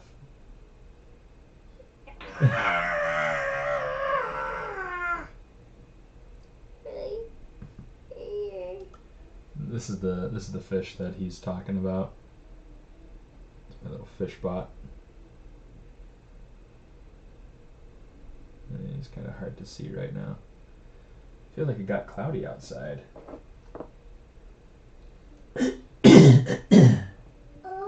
He thinks the dragon thinks he want to eat the fish.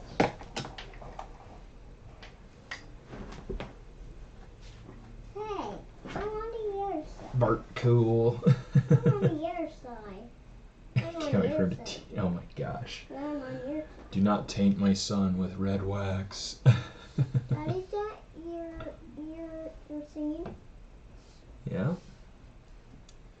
Yes, it is. A picture of the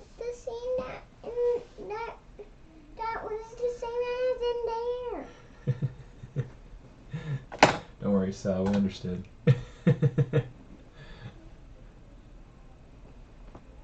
Okay, let's zoom in all the way just to see what's going on.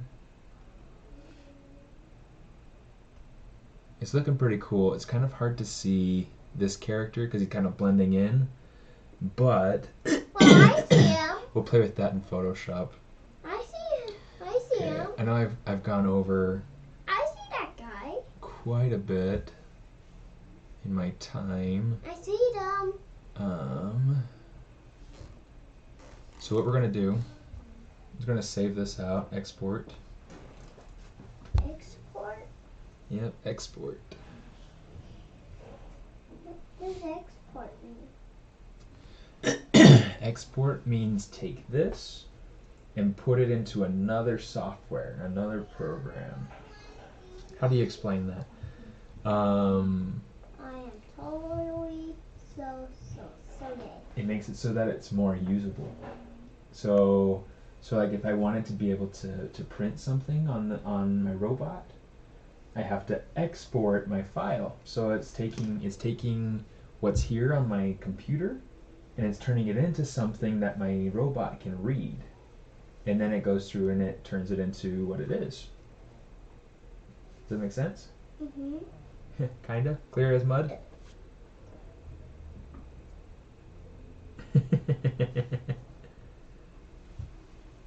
I use the word software to explain it, yeah. Yep, that's exactly what I do.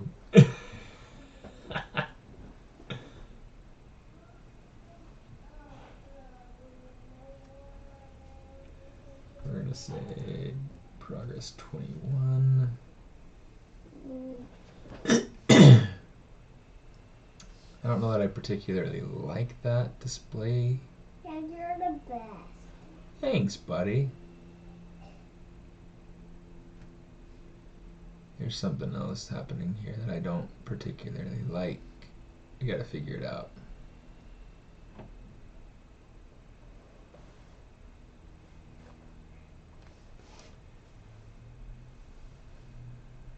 That's not bad. That's not bad. That is that bad. He's gonna eat that chocolate. You know what, maybe what I'll do is I'll just go ahead and turn off all the filters. And then what we'll do, let's come up here to render. Dad, do we have the chocolate? We're already in render. Z plugin, that's what I need. Dad, do we have chocolate? I don't know if we have chocolate. ZBrush to Photoshop. So I've got different things on that I'll want to take over to Photoshop. Okay, I don't need wireframe. It's not super important. And the only things that have wireframe that are important are the characters and the dragons. The rocks have topology, so it's, you know, whatever. But structure, subtool, masks. Let's turn that on because that's maybe I don't even need that. I have the subtool ID turned on, so that's good. Okay, so let's go ahead. Let's say clear layer cache.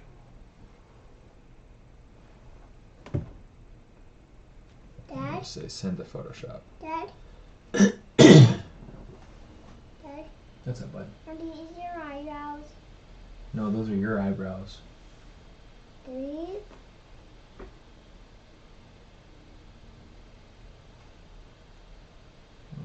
It's the other way.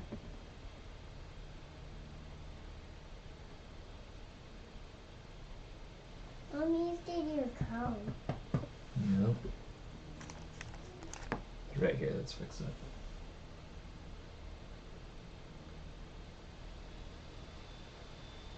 More clothes? Your hair has to be what?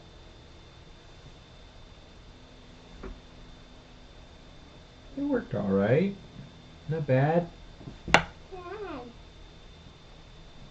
Dad. What's up, bud? Could you write that? on your computer.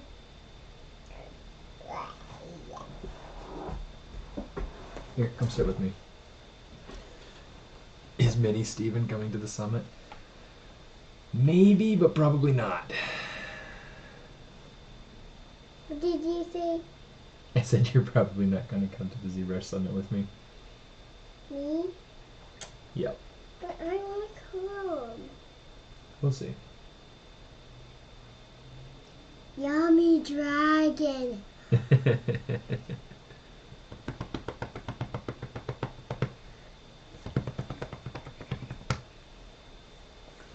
Yummy dragon. Okay, so what's nice about this is that I should be able to go through and work on specific areas. So inside of Photoshop, I should be able to go ahead and test. Did you just toot? Oh my goodness. You're gonna be gross. Oh my goodness, that smells so bad.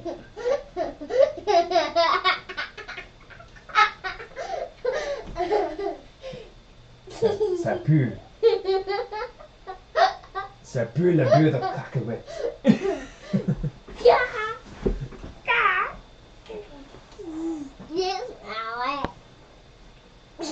Ça pue le garçon. Le garçon, le garçon. Okay. But yeah, it'll allow me to kind of work on different areas, different things. Pull me up. Like the eyes, Dad, figure pull out. me up. Are you stuck? Yeah. Pull me up. No. No, because that'll hurt my back, bud. Please. Please. Please don't do that, okay? I tooted.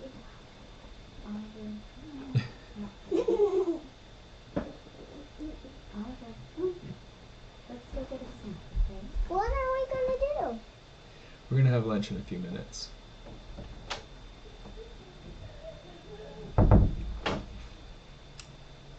Yeah. It takes a while to send this over to Photoshop. So what I'll probably end up doing Mom comes to the rescue. She's amazing. What I'll probably do is I'll let this run and probably try to show you what it is that it did next time. So next month. I don't know why it's bringing up old models. Like, those are not even visible, so it kind of drives me nuts. They don't show up when it brings it into Photoshop. Just as a little bit of a of a heads up, it does not bring in like that extra funny little tree right there. That will not be in there. But yeah, so I'll go ahead and I'll show you guys next time how things turned out. Flat color. But yeah, cool. So anyway, again, just to be able to kind of let you guys kind of leave on this note, the design challenge is up. We're halfway through the month, so if you're interested in participating in this month's theme, tribute, yeah, go ahead and jump on that, and then the end of the month I'll go through and I'll transition over to a different new theme, new topic next month. Somewhere around October 1st I'll be posting the next theme. So yeah.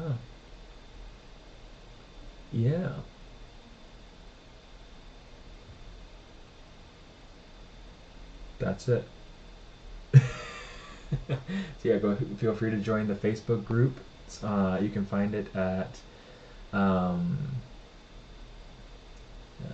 No Spare Time Design Challenge. So yeah, feel free to drop in, have fun, collaborate if you want to, and that's just kind of the basic idea, the basic prompt is, you know, you take it, interpret it how you will, and use whatever kind of medium that you want. Traditional, digital, mixed, whatever you want to do. It's all about pushing yourself, learning new things. It's about learning new techniques. It's about trying different things out, being experimental, or just having fun. You know, however you want to take it. So, yeah. Stickman, if you want, dude, if you want, make a stickman and figure out how that applies to the topic, and we'll believe you. Alrighty, guys. Thanks for dropping in. Thanks for chatting, and yeah, look forward to seeing you around next time. The next group theme should be in the next couple of weeks, so keep your eye out for that. And yeah, I mean, sorry I didn't get to play as much with some of the environment stuff here that I wanted to, like the tree. I'll work on the tree next time.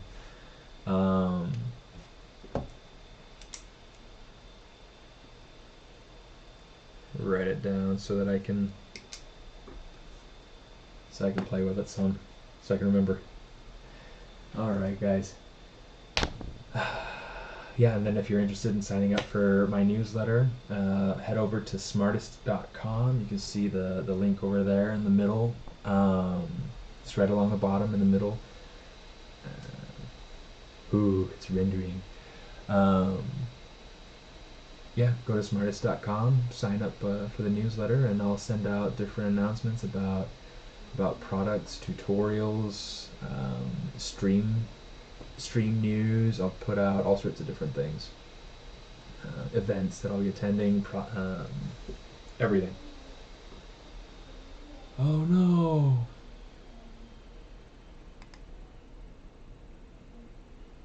Don't know what that means.